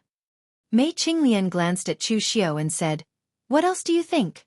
If Guan Xiyu was really mediocre, do you think Chu Kuanga would have stood his ground and helped him become the new Hall Master before he died?" Chu Xiu smiled and said, "Saintess, you can play Guan Xiyu in the palm of your hand. Your strength is even more terrifying than Guan Xiyu's." Mei Qinglian tidied up the hair in front of her eyebrows and snorted, "There's no need to probe. My Yin Demon Sex martial artists are good in this aspect. If I were stronger than Guan Xiyu in a head-on fight, why would I need to hide by his side? By the way, you haven't forgotten what I told you last time, right?" Chu Xiu said, "Of course I haven't forgotten. Saintess, please tell me if you have any instructions." Mei Qinglian said, "Don't worry, what I want you to do will be good for you. It will help you make a name for yourself in the demonic path. Have you heard of the World Sword Sect Conference?" Chu Xiu nodded and said, "I've naturally heard of this. The Centennial Grand Meeting is a grand occasion for sword cultivators in the Jianghu. But what does this have to do with my demonic path?" The so-called World Sword Sect Meeting was a grand ceremony of sword principle held by the 5 major sword sects. Whether it was the 5 major sword sects or the numerous rogue cultivators in the Jianghu who used swords, they could all participate in it. They could compete in swordsmanship, discuss Dao, and learn from each other. Moreover, they would also give out some rewards to the most outstanding young sword principle experts in the meeting. As for the World Sword Sect meeting, Chu Xiu vaguely remembered that in the original plot, the scale seemed to be quite large. However, because only swordsmen participated, other than the 5 major sword sects and some warriors who used swords, very few people paid attention to this matter. Mei Qinglian sneered and said, "Originally, it had nothing to do with it. The 5 major sword sects closed their doors and played internally. We demonic path people are not that bored, so naturally, we won't interfere. But this time, the 5 major sword sects insisted on making a big move. This time, not only sword cultivators can participate in the World Sword Sect meeting, but the warriors and elites of other sects can also participate. The most important thing is the reward. In the past World Sword Sect meeting, there were almost only 2 rewards. One was the world-famous sword, and the other was a very high-grade sword manual. And this time, because they invited other people, there were a few more rewards. One of them was the ancient demonic path secret treasure, the damaged heavenly demon creation flag. You should know what the good fortune heavenly devil flag means to us demonic cultivators. Those swordsmen's actions are simply a slap to the face of our demonic cultivators. If our demonic cultivators were to swallow this insult, that would be the biggest joke in the world. So this time, we demonic path people, whether it's the bright devil or the hidden devil lineage, have decided to put aside our prejudices and join forces to do something big." When Chu Xiu heard this, he raised his eyebrows. If that was the case, Then the one who took the initiative to cause trouble this time was really not the demonic path. Chu Xiao knew about the reputation of the heavenly demon creation flag. This thing actually had nothing to do with the Kunlun devil cult. It was the symbol of the entire demonic path.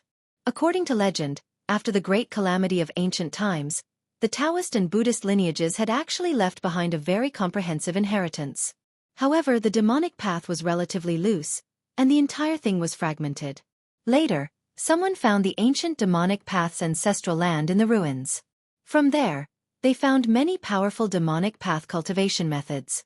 Only then did the demonic path recover its former glory. The heavenly demon creation flag was found in the ancient demonic path's ancestral land. It was the symbol of the ancient demonic path's ancestral land. A large flag was a formation, and cultivating demonic techniques under the flag would yield twice the results with half the effort. Moreover, in the era after the Great Calamity, the demonic path's inheritance was almost severed. The heavenly demon creation flag was the symbol of the orthodox demonic path. Countless demonic path sects had obtained it before. Almost all the demonic path sects who had once held onto the heavenly demon creation flag claimed that they were the orthodox demonic path. However, none of the sects had kept the flag for too long. So, in general, the heavenly demon creation flag status was similar to the dynasty's imperial jade seal. Although it did not have much use, its symbolic meaning was great. Later on, the heavenly demon creation flag naturally fell into the hands of the Kunlun devil cult. The Kunlun devil cult was also the sect that had held onto the heavenly demon creation flag for the longest time. However, as the Kunlun devil cult was destroyed, the heavenly demon creation flag was lost. Now, the people of Jianghu knew that the flag had fallen into the hands of the 5 great sword sects. In truth, even if the flag fell into the hands of the other demonic path sects, they would only keep a low profile and hide it. They would not take it out to claim that they were the orthodox demonic path. Doing so would simply be courting death. Without the Kunlun devil cult's strength, it was best not to get involved with the Kunlun devil cult's matters. Otherwise, they would die a terrible death. Even so, the heavenly demon creation flag represented the orthodox demonic path in the past. It was the symbol of the demonic path. Now, however, it was treated as an item, a reward. It was simply a humiliation to the demonic path. Chu Xiao frowned. What are the 5 great sword sects trying to do by provoking the demonic path? My devil Dao lineage did not provoke them. They should know the consequences of doing so. My devil Dao will definitely not let this matter rest. Their World Sword Sect conference shouldn't be held so peacefully. A cold light flashed in Mei Qinglian's eyes. What are we doing? Of course, we are preparing to establish our might. We want to see who is qualified to be the head of the 5 great sword sects. Among the 5 great sword sects, Sword King City and Forgetful Sword Hut were the strongest on the surface. Wind Cloud Sword Tomb had the deepest foundation. No one knew how strong Wind Cloud Sword Tomb was. Only Hidden Sword Villa and Yu Nu Palace were slightly weaker. They were not qualified to fight for the position of the head of the 5 great sword sects. The other 3 sects all wanted the position. Under normal circumstances, they would fight each other. However, that would only waste their own strength and make others laugh at them. Even if someone won in the end, the loss would be the entire 5 great sword sects' strength. The 5 great sword sects said that they were united. Although it was just words, infighting rarely happened. Since there was no infighting, they could only choose another opponent to establish their might. The 5 great sword sects did not dare to think about the Taoist and Buddhist lineages. Since it was like this, the demonic path that had completely weakened and collapsed was a good choice. The 5 great sword sects are not afraid of us causing trouble.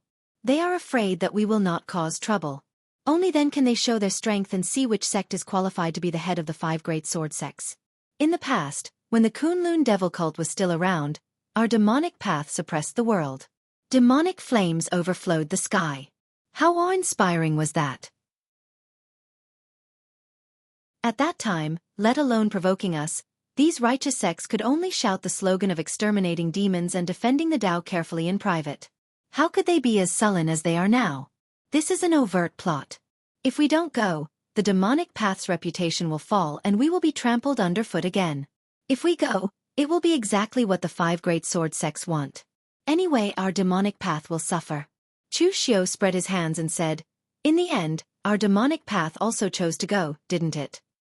Mei Qinglian snorted coldly and said, "The Kunlun devil cult is gone, but the other demonic path sects are still there. When it comes to our demonic path, how can we retreat? Don't the 5 great sword sects want to see the strength of our demonic path? Then this time, we will let them see just how much strength our devil Dao has left. Without the Kunlun devil cult, once our bright demon and hidden demon join forces, even if we are not as good as the Taoist and Buddhist lineages, ordinary people will not be able to humiliate us." Chu Xiu asked doubtfully, "By the way, what are bright demon and hidden demon?" Mei Qinglian pointed at Chu Xiu and then pointed at herself and said, "You and I belong to the hidden demon lineage. The mark of the Kunlun devil cult on us is too strong. We belong to the kind of people that the righteous path sects must kill. We have to hide in the dark, so we are called hidden demon. The people of the phaseless demon sect also belong to the hidden demon lineage. As for the bright demon lineage, they are sects like the Northern Plains Evil Pole sect and the Miaojiang Moon worshipping cult. When the Kunlun devil cult was destroyed, they had nothing to do with the Kunlun devil cult, so they could walk in the Jianghu above board and not be chased by the righteous path sections. Previously, the hidden demon lineage had a lot of complaints about the bright demon lineage, thinking that they had betrayed the demonic path, so the two sides could be said to be incompatible like fire and water. But now, because the 5 sword sects were provoking the entire demonic path, the 2 lineages of demonic path temporarily put down their prejudice and prepared to join forces this time. I'm the only one left of my shadow demon sect, but as you can see, I can't leave Guangzhong, so you will represent my shadow demon sect to participate in this demonic path conference. When the time comes, as the representative of my shadow demon sect, no matter how much effort you put in, you will get a share of the profits after the conference. It can also increase your prestige in the demonic path. Anyway, this is a good job." Chu Xiu nodded and asked, "When is the World Sword Sect Conference? Where is it?" Mei Qinglian said, 2 months later, West Chu's Floating Jade Mountain. But you have to go to the Bone Tree Villa next to Floating Jade Mountain in a month to participate in the Demonic Path Conference. At this time, Chu Xiu's expression did not change, but his heart was in turmoil. He finally remembered what had happened. In the original plot, this was not called the World Sword Sect Conference, but the famous Righteous Path and Demonic Path Conference on Floating Jade Mountain.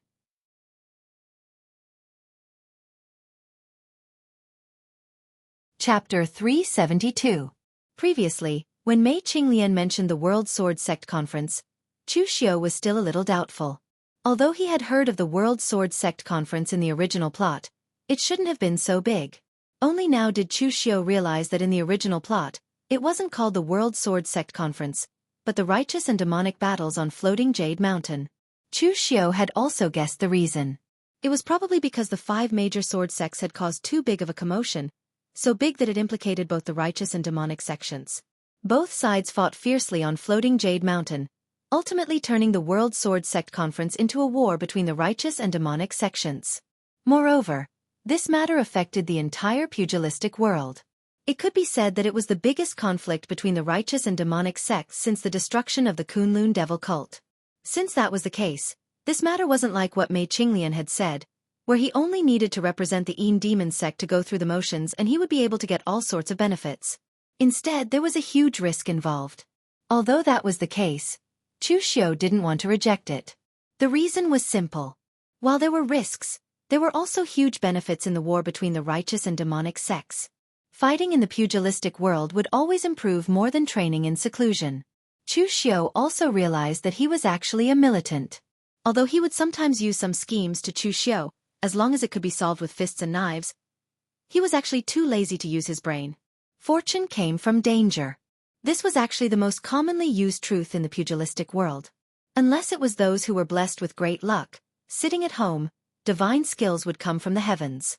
The remaining 99% of the people in the pugilistic world wanted to become stronger, but they still had to rely on themselves to fight. Chu Xiu looked at Mei Qinglian and said, "How should I go to the World Sword Sect Conference? I'm the Guanxi penal officer after all. It seems a little troublesome to leave my fief without permission." Mei Qinglian stood up and said, "You don't have to worry about this. Let me handle it." This time, the 5 great sword sects wanted to be in the limelight. They put on a grand show and sent out quite a number of posts. Naturally, one of them was from the Guangzhong torture room. At that time, I will let you represent the Guanzhong torture room to attend the World Sword Sect Conference. When the Bone Tree Villa's Devil Dao Alliance meeting begins, you should go and find that kid from the Phaseless Demon Sect, Lu Jin. He will definitely be there this time. The Phaseless Demon Sect is one of the stronger ones in my hidden devil lineage. That brat Lu Jin also owes me a favor. I have already informed him. This time he will tell you what to do. Chu Xiu nodded in understanding. With Mei Qinglian's control over Guanxiu, it was normal for her to be able to do this. In the next few days, Chu Xiu spent most of his time cultivating in the torture hall branch. As for sending Chu Xiu to represent the Guanzhong torture room to attend the World Sword Sect Conference, Guanxiu quickly gave the order. Most of the warriors in the Guanzhong torture room were somewhat dissatisfied with Chu Xiu participating in the World Sword Sect Conference as a representative. They felt that Guanxiu was too biased towards Chu Xiu. It was fine to send Chu Xiu to participate in the previous God Weapon Conference, but that was only an arena for the younger generation. There was indeed no one in the younger generation of the Guanzhong torture room who was stronger than Chu Xiu. But the World Sword Sect Conference this time included all the heroes of the large sects in the Jianghu. As a spectator, he represented the power of the sect behind him. He would definitely be in the limelight. What ability did Chu Xiu have to represent the entire Guanzhong torture hall? In terms of seniority, the other three disciplinary officers were more senior than Chu Xiu. In terms of strength, which of the leaders of the punishment hall were not stronger than Chu Xiu? In the end, this person had to be Chu Xiu.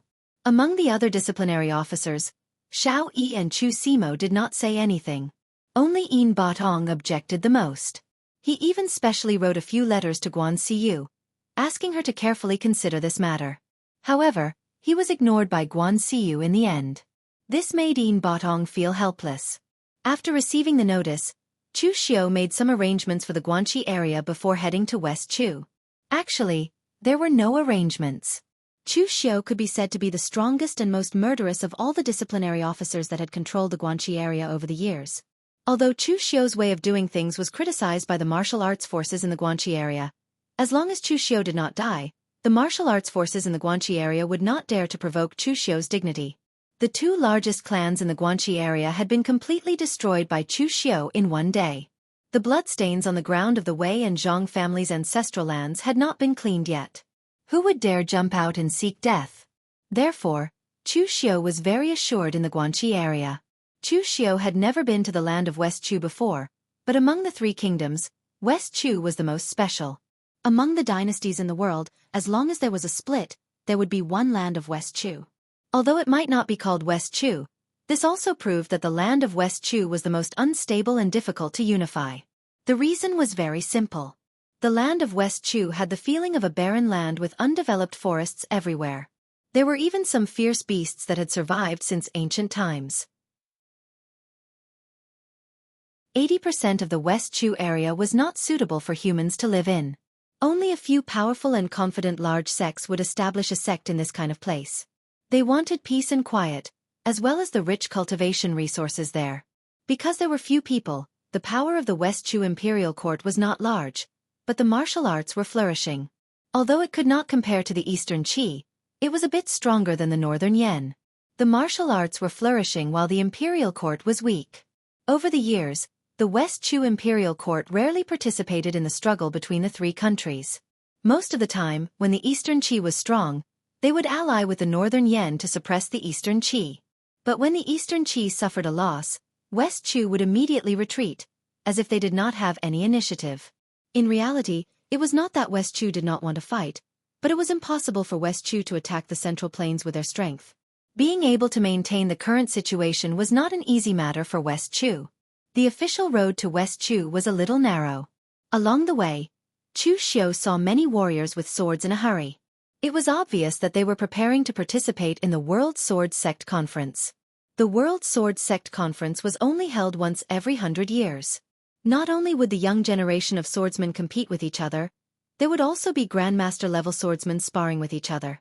There would also be sword grandmasters from various large sects giving public lectures. It could be said that as long as the rogue warriors went, they would definitely not be at a disadvantage. And this time, the World Sword Sect Conference had opened its conditions to the public. All the people of the pugilistic world could come and watch the ceremony. This attracted even more warriors to come and join in the fun. Chu Xiu went straight to the Qingzhou prefecture, which was not far from floating Jade Mountain. Mei Qinglian had already informed Mr. Liu of the phaseless demon sect.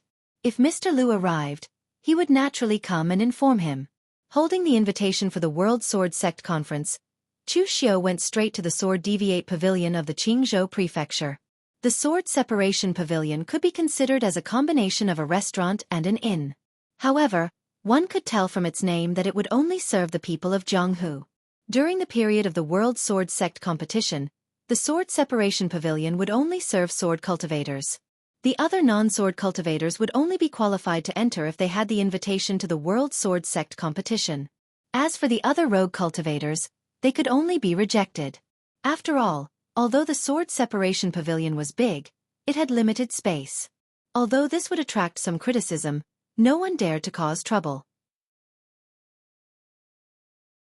This was because the Sword Deviate Pavilion was the business of the Forgotten Sword Hut.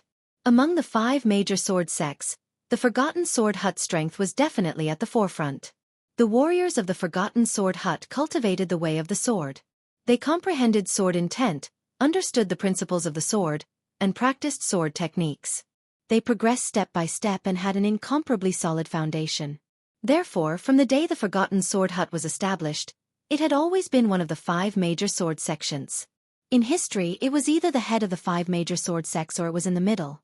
In any case, it had never been like the Yu Palace. When it was glorious, it was incomparably powerful, but when it declined, it was beyond recognition. The strength of the Forgotten Sword Hut had always been very stable.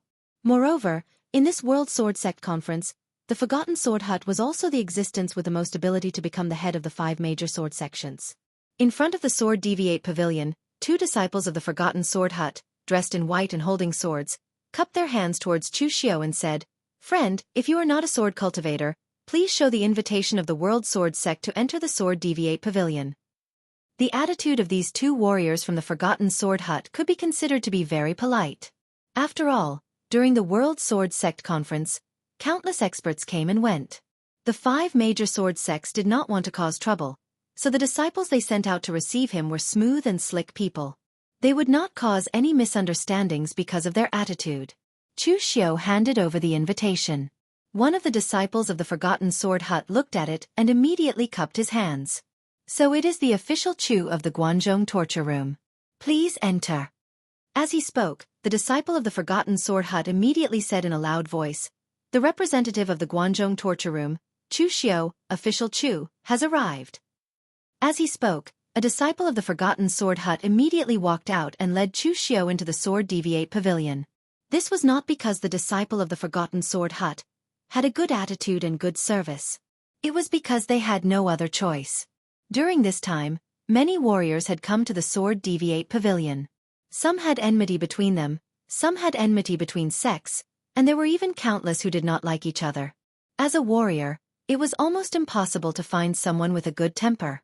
Fighting was a common thing. Over the past few days, countless warriors had fought many times over a seat. Thus, the warriors of the Forgotten Sword Hut had learned their lesson. As long as someone came with an invitation, the people of the Forgotten Sword Hut would arrange a seat for them. This was to prevent them from fighting over a seat. At this time, there were also many warriors in the Sword Deviate Pavilion looking at Chu Xiu. Other than the warriors of Eastern Qi, the others only glanced at Chu Xiu before looking away. Although Chu Xiu was from the Northern Yan, he could only be considered a minor figure in the Northern Yan.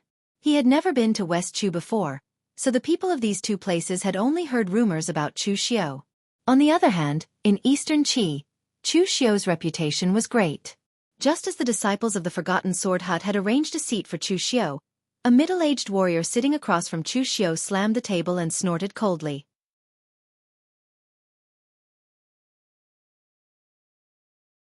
Chapter 373. Some people had friends all over the world, such as young Marquis Wen Lu Fengxian. Others had enemies all over the world. They were referring to Chu Xiu. The middle-aged martial artist who had slammed the table was at the unity of heaven and man realm. On his back were 2 long swords, one red and one blue. He showed undisguised malice to Chu Xiu, But Chu Xiu only felt that he looked familiar. He couldn't remember who he was. The forgetful sword hut disciple who had brought Chu Xiu in slapped his head helplessly. This kind of thing had happened more than once or twice in the past few days. Each time, the forgetful sword hut had to come and mediate. As disciples of the forgetful sword hut, they were already annoyed. Just as the forgotten sword hut disciple was about to speak, Chu Xiu said indifferently, "You have a grudge against me? But there are many people who want to cause trouble for me in this world. If you want to cause trouble for me, then tell me your name first.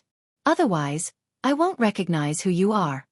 When Chu Xiu said this, everyone present was stunned. They had seen arrogant people, but they had never seen someone as arrogant as this. Just how many people had Chu Xiu offended that he couldn't even remember who his enemies were? The middle-aged man's expression was also frighteningly gloomy. In reality, he didn't want to cause trouble for Chu Xiu this time. This was the territory of the Forgotten Sword Hut. He had to give the Forgotten Sword Hut face. Also, before he came, his master had instructed that he had to keep a low profile during this World Sword Sect conference. Otherwise, he would have started making things difficult the moment Chu Xiu entered. In the end, the Forgotten Sword Hut disciple had unintentionally brought Chu Xiu to his side. This way, he could no longer ignore him. That was why he slammed the table and snorted. However, he had never expected that Chu Xiu didn't even know who he was. The middle-aged martial artist gritted his teeth and said coldly, "Azure Water Sword Sect, Do Guangchen. Chu Xiu, are you purposely humiliating my Azure Water Sword Sect? You crippled my junior. I will settle this debt with you sooner or later." Chu Xiu slapped his head. Only now did he remember who this person was. After all, Do Guangchen had once brought people to surround him on Shangmang Mountain. However, Chu Xiu hadn't met Do Guangchen face to face. He had only seen him a few times from afar, so he couldn't remember. Leisurely sitting down, Chu Xiu indifferently said, "Shen Bai is a character. Although he was defeated by me, he is stronger than you. If it was Shen Bai, if he didn't want to kill me, then he wouldn't be blowing his beard and glaring at me, making such a useless gesture. On the other hand, if Shen Bai wanted to kill me, he wouldn't care whether or not this was the territory of the Forgetting Sword Hut. He would come directly with his sword." Now that Shen Bai has been crippled by me, your Azure Water Sword Sect doesn't even have a worthy disciple. This is truly lamentable. You are the eldest Shixiang, yet you don't even have Shen Bai's boldness. Your master should be very disappointed with you, right? Do Guangchen indeed didn't want to make a move. Azure Water Sword Sect was currently at a low point, and he knew that his master was treating Shen Bai. His junior still had a chance of survival. Therefore, when he came to participate in the World Sword Sect Conference, Lu Gongyuan had already told him to endure and keep a low profile. This time, Azure Water Sword Sect was just a formality. Needless to say, Chu Xiu's mouth was vicious. With just a few words, Do Guangchen was infuriated. In fact, what truly provoked him was when Chu Xiu said that he was inferior to Shen Bai and made Lu Gongyuan disappointed. The entire Azure Water Sword Sect knew that Lu Gongyuan used all of Azure Water Sword Sect's resources to nurture Shen Bai. This was something that Lu Gongyuan tacitly agreed to as a senior and didn't have any jealousy or dissatisfaction. He could accept these things, but he couldn't allow outsiders to say it. The two long swords on Do Guangchen's back were unsheathed at the same time. The chilling ice sword Qi and the scarlet flame sword Qi fused together.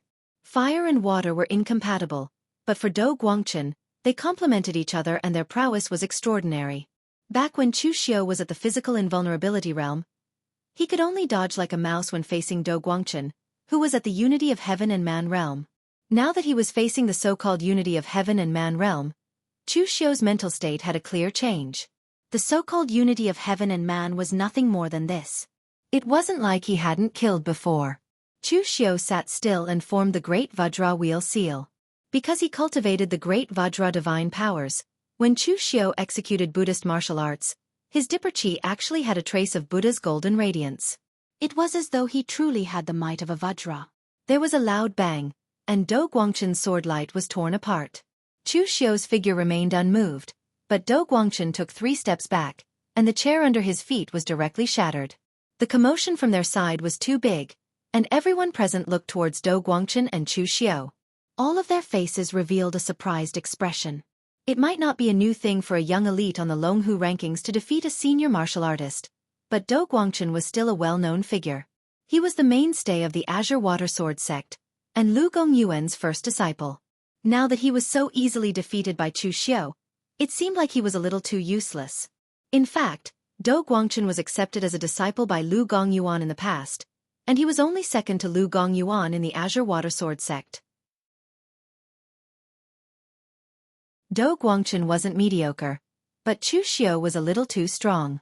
After cultivating the great Vajra divine powers, Chu Xiu could be considered to have made up for his last shortcoming. In the eyes of martial artists of the same rank, the current Chu Xiu was simply invulnerable.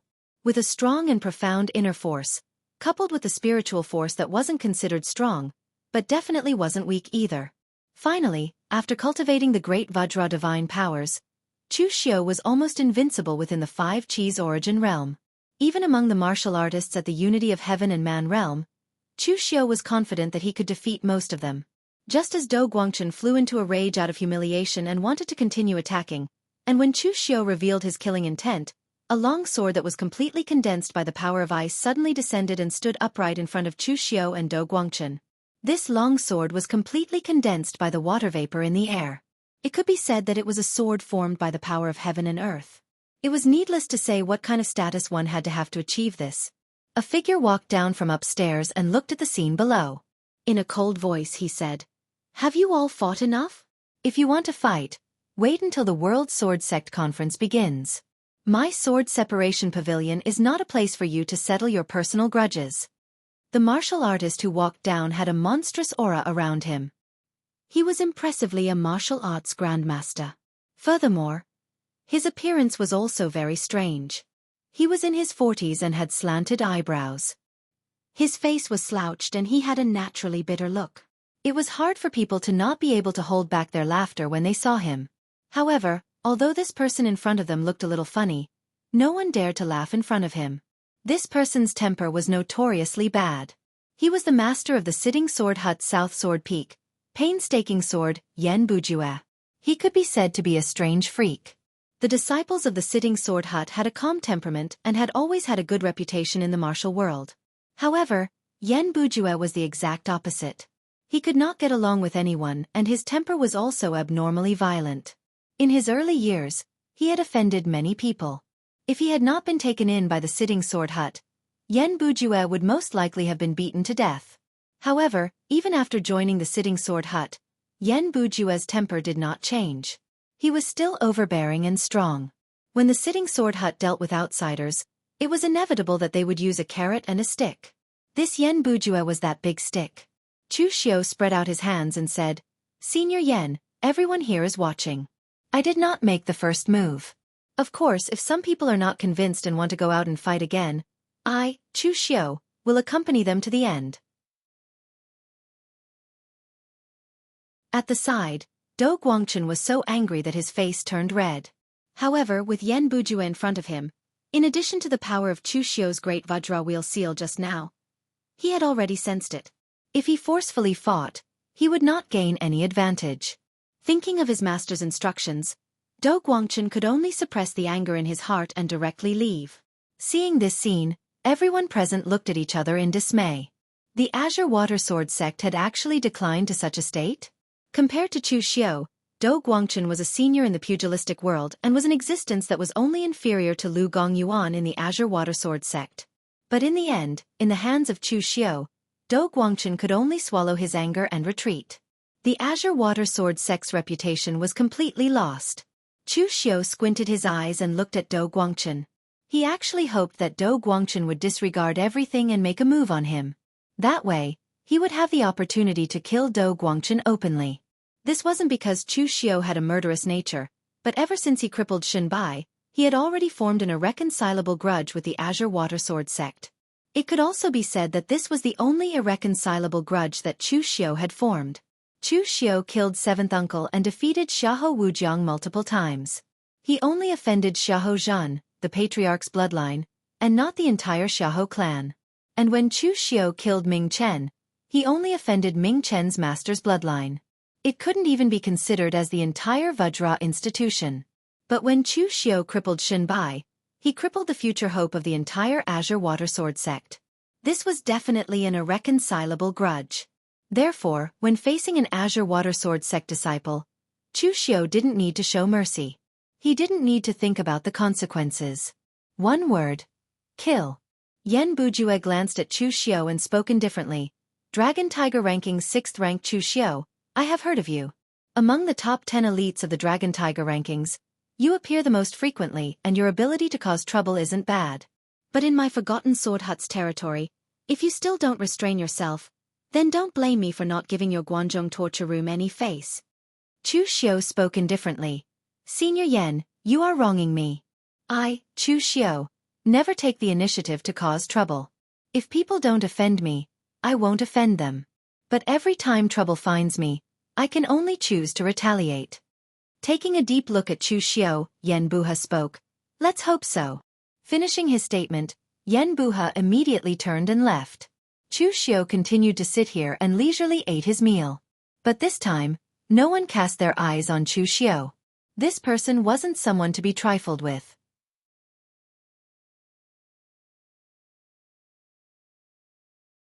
Chapter 374.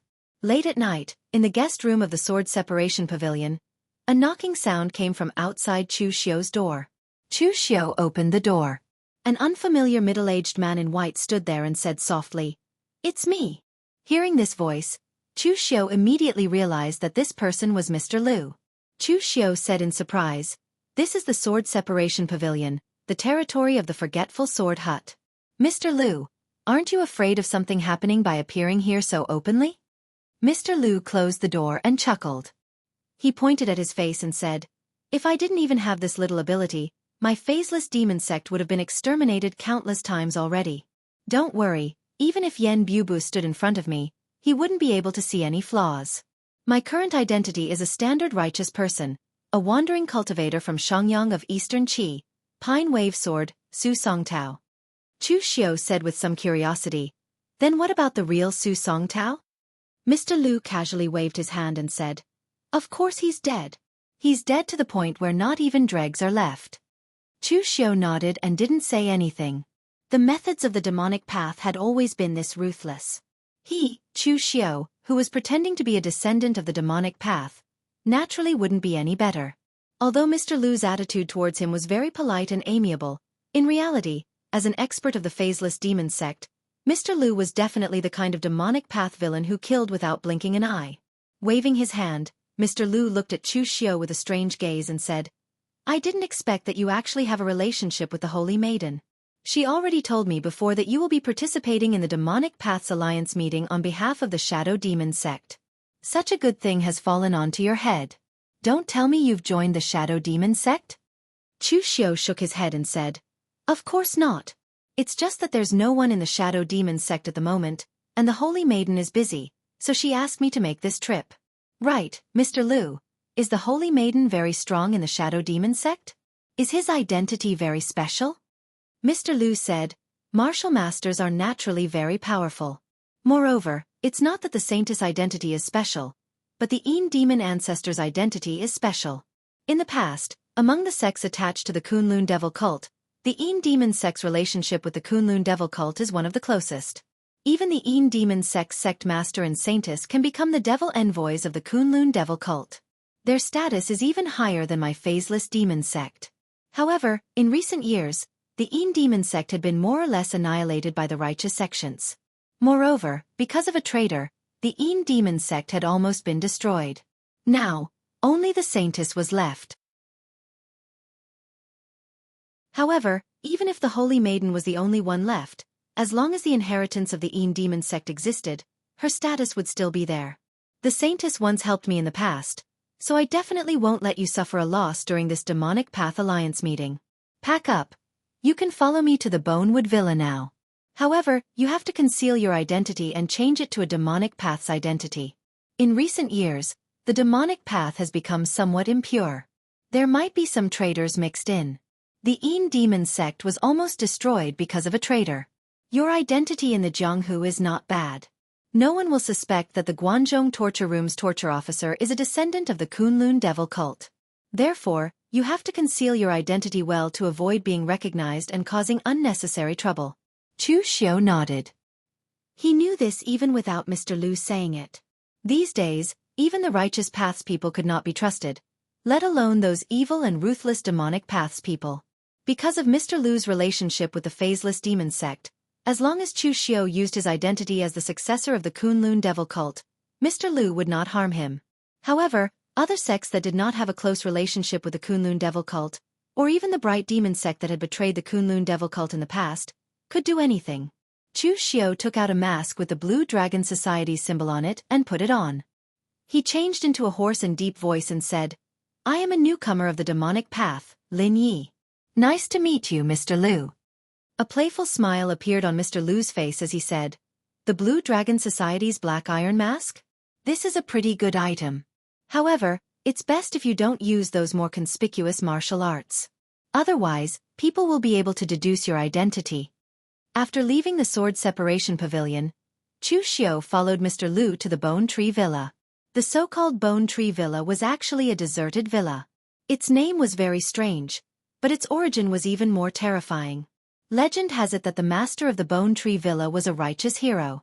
In the end, because he cultivated a demonic path secret technique, he went berserk. He had to use human blood and flesh to concoct pills in order to maintain his vitality. Therefore, this righteous hero used his reputation to invite many people of the Jianghu to the Bone Tree Villa as guests. In the end, none of those people of the Jianghu walked out of the Bone Tree Villa alive. Moreover, apart from using the flesh and blood of those who were killed to concoct pills, their bones were also used as materials to reinforce the entire Bone Tree Villa. This was also the origin of the so-called Bone Tree Villa. It was said that because the master of the Bone Tree Villa was exposed, he was killed by many righteous heroes. The Bone Tree Villa was also completely deserted. However, because there were too many people who died here, the flesh and blood of those who died unjustly were used to concoct pills, and their bones were used as materials.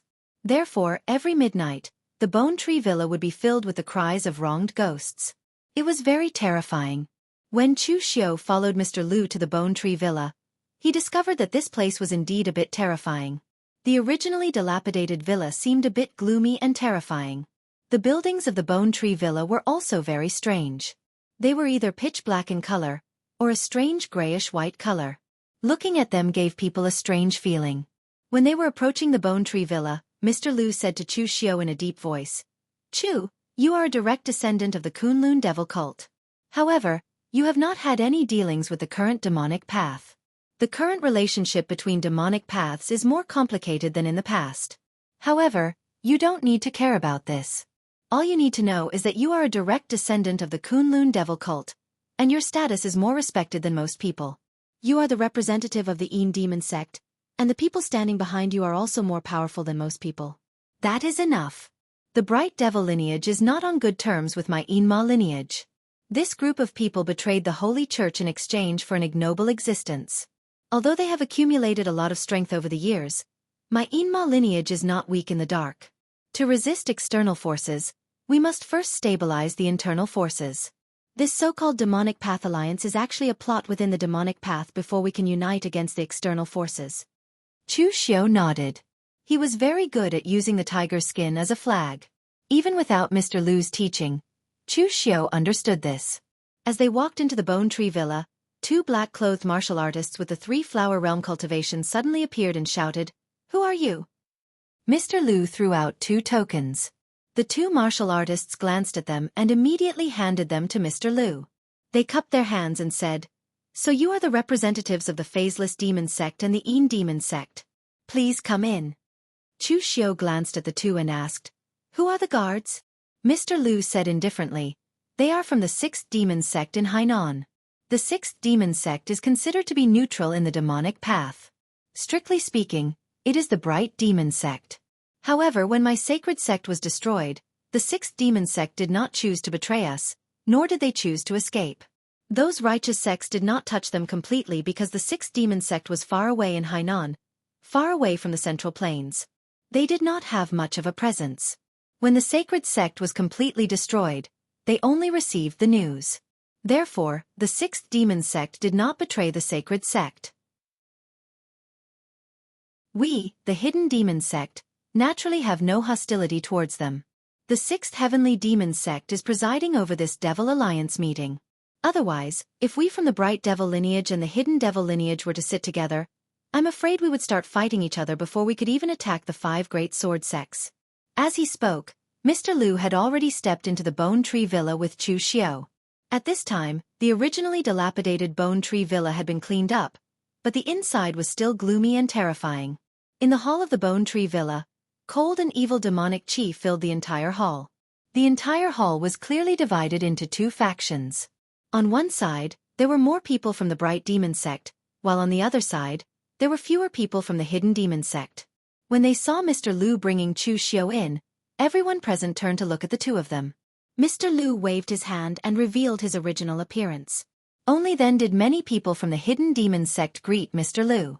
On the side of the Bright Demon lineage, a martial artist of the Unity of Heaven and Man realm, who was dressed in a colorful robe with strange patterns, suddenly let out a strange laugh and said, "Lu Jin, I heard that your phaseless demon sect has already fought with the Hidden Sword Villa and suffered a loss. In the end, you still couldn't get the Demon Sword Eternal Yearning. Are you here for revenge? And who is that beside you? The Demon Dao Alliance is not a place that anyone can participate in. What is the meaning of you bringing a junior martial artist who is only at the 5 Chi's origin realm? Is he here to see the world?" This martial artist in the Unity of Heaven and Man realm was dressed strangely, but his appearance was very handsome and bewitching. He was so handsome that people could not tell whether he was a man or a woman. Even his voice carried a gentle aura, giving people goosebumps after hearing it. Mr. Lu's face darkened and he said coldly, "Cho Xiangzi, mind your 5 poison sects business. You have the nerve to ridicule my phaseless demon sect? In the past, your 5 poison sect coveted the sword insects of the Storm Sword Tomb. Did you forget that several of your elders were killed in a single strike? And this person beside me is not a junior martial artist. His name is Lin Yi, and he is the legitimate successor of the Kunlun Devil cult. This time, he is representing the Shadow Demon sect to participate in the Demon Dao Alliance. Is this identity not enough?" Hearing this, Cho Xiangzi's face revealed a faint smile and said, "He is representing the Holy Maiden of the Shadow Demon sect to participate in the Demon Dao Alliance? Since when did the Shadow Demon sect have a man? This kid can't be that woman's lover, right?"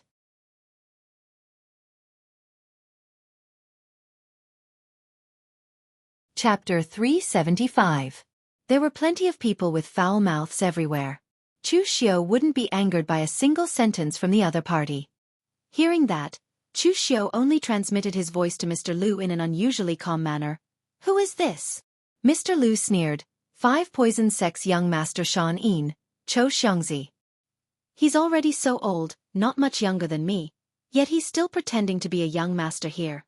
He's been relying on the symbiotic poison goo to maintain his appearance. In the past, he once pursued the Holy Maiden, but with her strength, how could she take a fancy to such trash? Now that the Holy Maiden is in existence at the martial grandmaster level, she's long left this guy behind." Hearing that, Chu Xiao nodded in understanding. He looked at Cho Xiangzi and said indifferently, "My relationship with the Holy Maiden doesn't need a thing that's neither a man nor a woman like you to worry about. I heard that you once pursued the Holy Maiden with a thick face? Please clarify whether you're male or female first." Chu Xiao's words were extremely vicious, directly stabbing Cho Xiangzi's handsome face. "Arrogant junior. You're courting death." Cho Xiangzi fiercely slammed the chair, his figure turning into a stream of light, directly rushing towards Chu Xiao. Before Chu Xiao's arrival, the Bright Demons and Mo had already quarreled several times. However, they did not make a move, but the smell of gunpowder was already very strong. That was why Cho Xiangzi had directly opened his mouth to ridicule Mr. Lu when he first came in. Now that it had escalated to the level of fighting, it was very normal.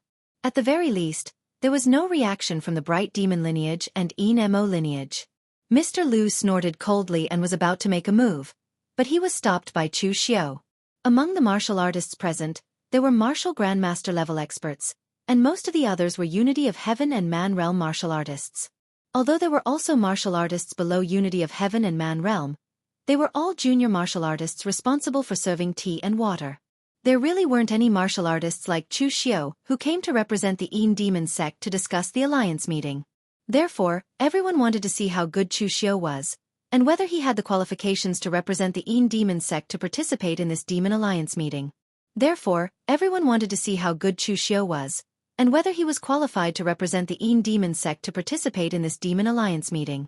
Even if Chu Xiu planned on silently joining the Demon Path Alliance meeting as a spectator, he still had to show that he had the qualifications to be a spectator.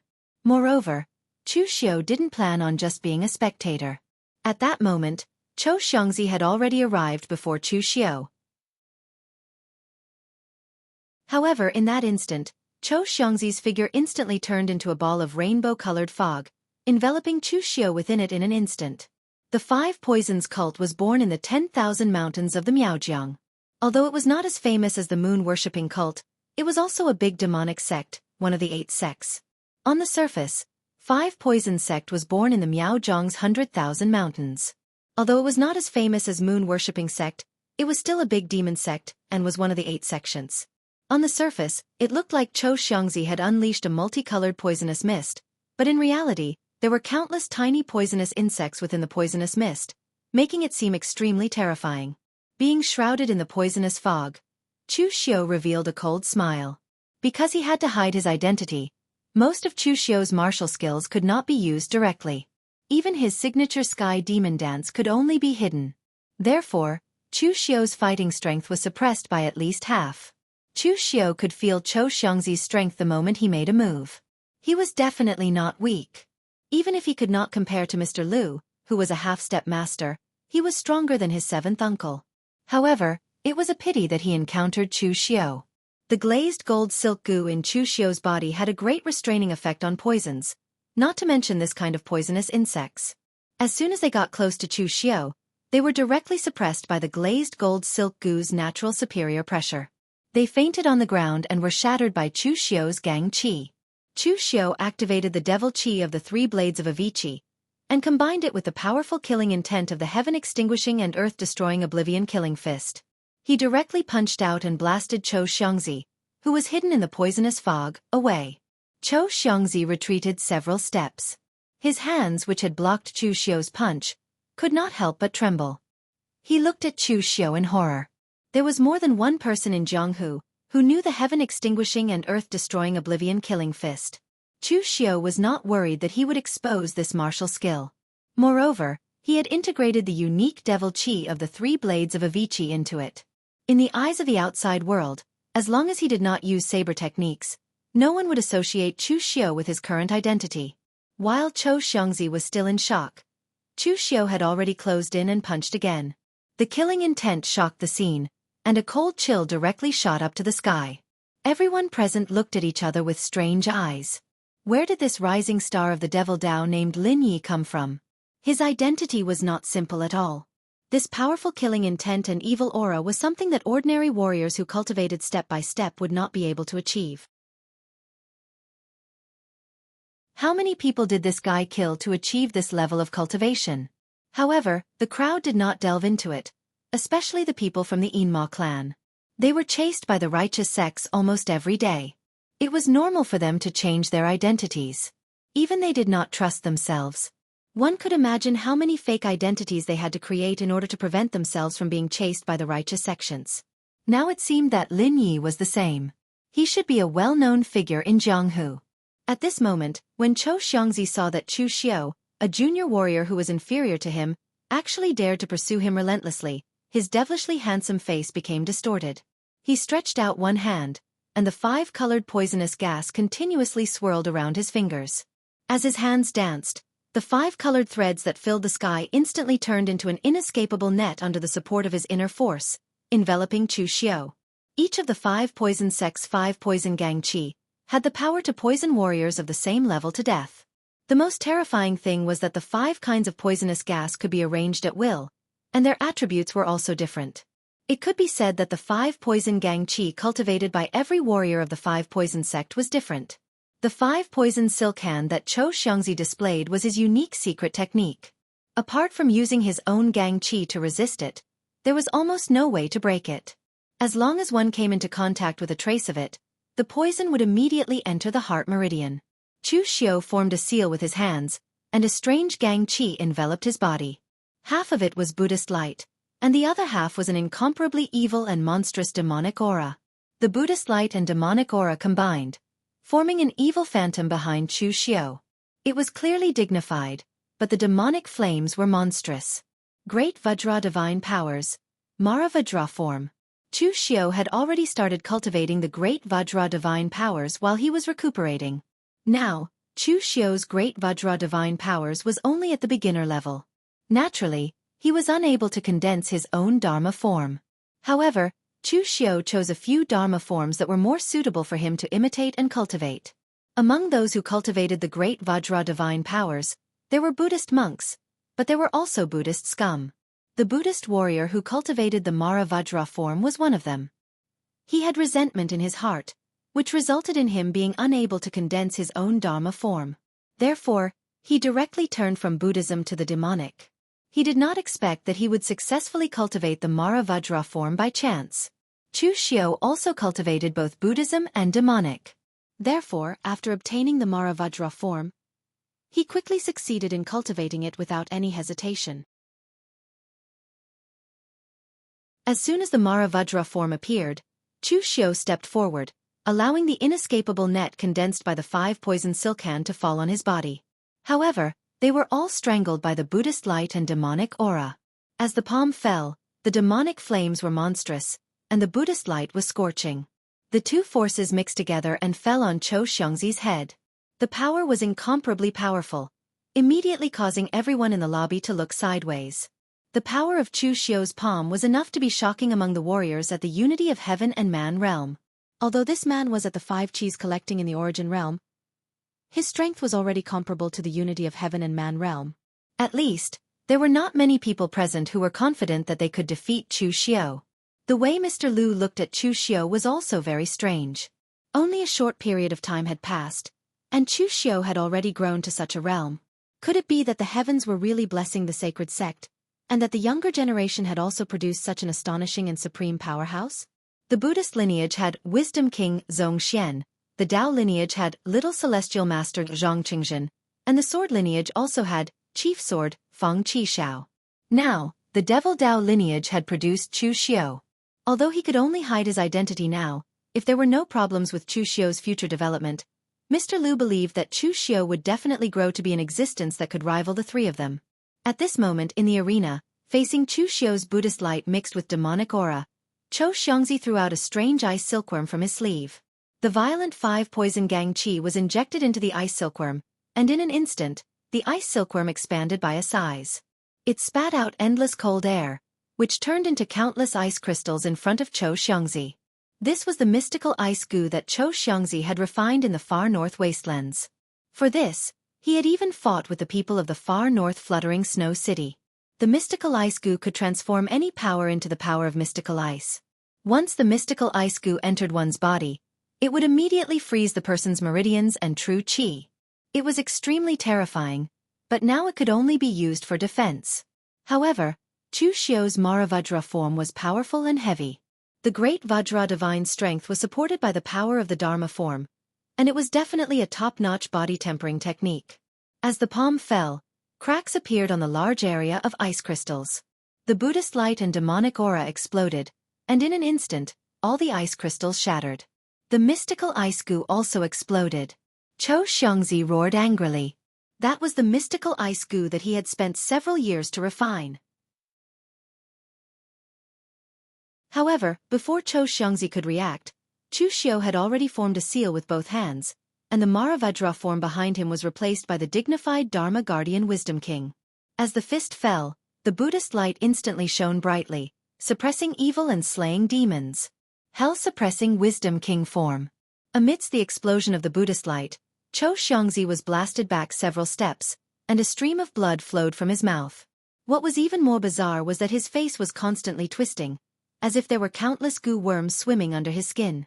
In an instant, his appearance actually aged by several decades, from a young man in his 20s to an old man in his 60s or 70s. He looked even older than Mr. Lu. Pointing at Chu Xiao, Chou Xiangzi roared, "Buddhist technique. He's a spy sent by the Buddhist sects."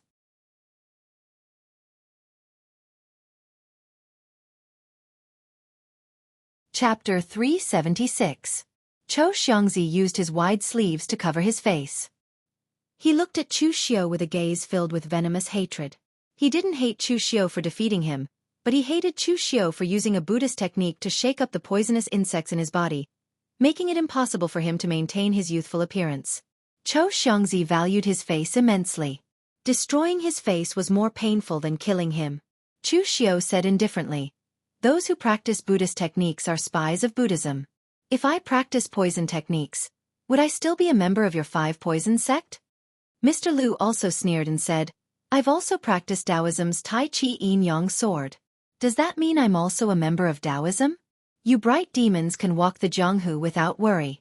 If we hidden demons aren't careful, I'm afraid we'd have been eliminated by those righteous Tao long ago." A hint of anger appeared in Zhou Xiangzi's eyes. He wanted to say something, but at this moment, a monk in black who had been sitting cross-legged on the ground and meditating with his eyes closed suddenly said, "All right, we've already fought. Let's not talk about spies and whatnot. Using merit to determine the enemy is what those righteous Tao sects do. The 6th demon sect also practices both Buddhism and demonic Tao. Could it be that the 6th demon sect is also a Buddhist spy?" The monk in black who spoke had the appearance of a middle-aged man. The black robe he wore looked like a kasaya, but at the same time, it didn't. There were all sorts of messy things like hell, lust, demons, and the Western paradise painted on it with golden patterns, making it look extremely evil. He had been fiddling with a string of prayer beads in his hand. Upon closer inspection, it turned out to be a skull carved from white bones. However, it emitted a jade-like luster, making it look a little strange. Although this black-robed monk had the appearance of a bald monk with a ring scar, no one would think that he was a benevolent Buddhist monk based on his attire. His aura was restrained, but he did not do it on purpose. Judging from the aura he exuded, one could tell that this monk was a martial Tao grandmaster and was not someone to be trifled with. Mr. Liu said to Chu Xiu through telepathy, "He is the martial arts master of the 6th demon sect, Siddhartha Mi. He is in charge of the Sky of Lust, one of the 6 great celestial realms of the 6th demon sect. He can trigger inner demons and kill people invisibly. He looks like an ordinary person, but he is an extremely difficult character to deal with." Chu Xiu nodded. He had naturally heard of the 6th demon sect. Its strength was definitely not weak. However, the 6th demon sect was located far away from the Central Plains in the Hainan Sea region. Therefore, its reputation was relatively small. The 6th demon sect cultivates both demons and Buddhists, but in reality, they cultivate evil demonic techniques that counter Buddhists. The 6th demon sect worshipped the demon king of the 6th heaven, who was also known as Devil Luo Buoxuan. His techniques leaned towards the spiritual aspect, and in particular, it could trigger the opponent's inner demons, causing them to go berserk and even cripple their cultivation. It was extremely evil and ruthless. Moreover, the martial arts of the 6th heavenly demon sect had a great restraining effect on Buddhist cultivators. Buddhist cultivators placed great emphasis on the cultivation of their mental state. Once their inner demons were aroused, their cultivation would be crippled. Even their Buddhist cultivation would be destroyed, and they would directly fall into the path of demons. Therefore, the 6th demon sect was located far away from the Central Plains and kept a low profile. Otherwise, they would have been annihilated by the joint forces of the Great Light Temple and the Subodhi Monastery. This time, the 6th demon sect acted as the middleman to mediate the conflict between the bright demons and the hidden demons. It was fine for both sides to have conflicts and fight to vent their anger, but it was impossible for them to really get into a fight. Looking at the people around him, Siddhari said calmly, "The people from the Omniscient sect and the Rakshasa sect haven't arrived yet. Everyone take a break. It won't be too late to argue when they're here. Otherwise, if we end up fighting each other before we even see those from the Orthodox Tao, wouldn't that be a joke?" When the martial arts grandmaster spoke, Zhou Xiangzi could only glare at Chu Xiu hatefully and obediently return to his seat. At that moment, Chu Xiu also came to a realization. No wonder there were so few martial arts grandmasters in the hall. It turned out that they were afraid that they would not be able to restrain themselves if they fought. Actually, apart from the independent cultivators, the factions that were qualified to participate in the Demon Tao conference this time all had a martial arts grandmaster behind them. However, not all of them could come. This was because if they all came, it would be as Siddhari said, and they ended up quarreling. When both sides fought, it would be very easy for them to end up badly injured. That would not be easy to clean up. Therefore, the representatives from both sides were only martial artists at the unity of heaven and man realm. Martial artists at this level were already the backbone of the major factions and had the right to represent their respective sects, just like Mr. Liu and Cho Xiongzi from before. There were only 3 martial arts grandmasters in the entire hall, one each from the Bright Demons, the Hidden Demons, and the 6th Demon Sect. One of them was the host and mediator, Sidari. On the Bright Demon's side, there was also a middle-aged martial artist in a loose black robe with a shady expression. However, Chu Xiu did not know which sect he was from. When Chu Xiu fought with Cho Xiongzi just now, he did not speak, and his expression did not even change at all. Clearly, he was not from the 5 Poison sect. On the other hand, the martial arts grandmaster from the Hidden Demon side was very strange. He was actually a slightly sloppy old man in a loose gray robe. From the moment Chu Xiu came in, he had been leaning on the chair with his eyes squinted as if he had not woken up yet, as if he did not care about anything at all. Seeing that things had come to an end, Mr. Liu pulled Chu Xiu over to the old man and bowed respectfully. Senior Wei, this is the martial artist Lin Yi, who is representing the Shadow Demon sect to participate in the Demon Dao conference. He is a rising star of our Demon Dao, and his strength is extraordinary. Even the Saintess has praised him. As he spoke, Mr. Liu hurriedly said to Chu Xiu, "This is a senior of our Demon Dao, one of the 5 great sky demons of the 9th Sky Mountain, Jade-Face Sky Demon Wei Shuya." Chu Xiu bowed to Wei Shuya, but he could not help but reveal a hint of surprise in his eyes. Speaking of Wei Shuya, Chu Xiu probably could not remember who he was, but the 5 great sky demons of the 9th Sky Mountain were still very famous. 200 years ago, in the 9th Sky Mountain of Eastern Qi, 5 experts of Demon Dao joined hands and raised a big flag, calling on all the Demon Dao in the world to return to the Kunlun Devil cult and restore the Demon Dao to its former glory.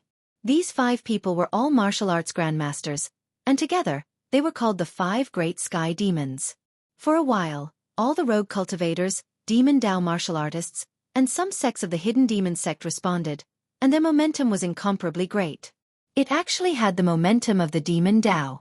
Unfortunately, there was still a huge gap between the Righteous Dao and the Demon Dao. Under the cooperation of several big sects of the Righteous Dao, 4 of the 5 sky demons of the 9th Sky Mountain were killed, and the so-called Demon Dao alliance completely fell apart. That was also the last grand occasion of the Demon Dao.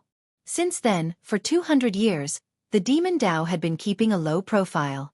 For example, during the God Weapon Conference, the phaseless demon sect's attack was considered to be on a relatively large scale. This Jade-Face Sky Demon, Wei Shuya, was the only survivor of the 5 sky demons of the 9th Sky Mountain. However, his lifespan was approaching 300 years, and he was almost at the end of his life. Therefore, there were rumors in the Jianghu that Wei Shuya was already dead. Unexpectedly, he was still alive, but his appearance was somewhat different from what Chu Xiu had imagined. Wei Shuya used to be called Jade-Face Sky Demon. He was extremely handsome and elegant, and he did not look like a murderer of the Demon Dao at all. He was clearly a gentleman of the Jianghu. It was said that in the past, Wei Shuya had a romantic past with the Taoist nun of the Zhanwu sect, the legitimate daughter of the 9 great families, and the sword fairy of the Yunnu Palace. However, no one except Wei Shuya knew whether it was a Jianghu rumor or a real thing. Wei Shuya waved his hand lazily and said, "What Jade-Face Sky Demon? The wrinkles on this old man's face are enough to kill a fly. Jade-Face? Little baby boy, you're quite good. Since you were chosen by that plum blossom, you definitely wouldn't be wrong." That girl was extremely proud and arrogant. If there wasn't a suitable candidate, she would rather not participate in this demonic path alliance meeting. Go back and save your strength. In a while, you'll have to fight with those people on the other side. But you don't have to be afraid. This old man is going to die soon. Whether they want to play dirty or not, I'll play with them. Wei Shuya did not hide his words. He said it in front of the Bright Demon lineage. It was obvious that he was referring to them. On the side of the Bright Demon lineage, the warrior shrouded in a black robe snorted coldly, but he did not say anything. He pulled Chu Xiu to the side and sat down. Chu Xiu raised his eyebrows and said in a low voice, "Who's that martial arts grandmaster from the Bright Demon lineage?" Mr. Liu said expressionlessly, "His background is not simple. He's Mountain Ghost, one of the 9 god magi of the moon-worshipping cult. You should have heard of him.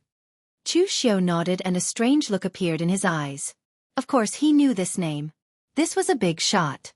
The Miaojiang moon-worshipping cult's power was so great that it had almost become the #1 sect in the demon Dao. Even when the Kunlun devil cult's demonic power swallowed the heavens and suppressed the entire Jianghu, the moon-worshipping cult only chose to follow and not submit. Therefore, after the Kunlun devil cult was destroyed, the moon-worshipping cult managed to escape in time and was not implicated. Moreover, the moon-worshipping cult had countless powerhouses. On the surface, there were already more than 10 martial arts grandmasters, which could be compared to the Great Light Temple or the Celestial Master Mansion of Longhu Mountain. The top 3 powerhouses of the moon-worshipping cult were the sect leader, the high priest, and the witch. The witch's status was similar to that of Mei Qinglian's Yin demon sect saintess, second only to the sect leader. Other than these 3, the strongest ones in the moon-worshipping cult were the 9 god Magispriests. They were named after the 9 ghost gods in the legends of the ancient Miaojiang. They were the East Emperor Tai, Lord Yunzhongjuan, Great Lord Ximing, Young Lord Ximing, Lord Xiang, Lady Xiang, Lord Dong, River Earl, and Mountain Ghost. These 9 were the 9 god magi of the moon-worshipping cult. Names were no longer important to them. From the moment they inherited the title of god magi, they were called by this name. Mountain Ghost could only be ranked last among the 9 god magi of the moon-worshipping cult, but he was still qualified to represent the moon-worshipping cult in the Demon Dao Conference. One could imagine the overall strength of the moon-worshipping cult. You're tuning in to the Xiaofan's Wuxia Tales YouTube channel. Don't forget to subscribe and join us on this journey to catch the most captivating stories.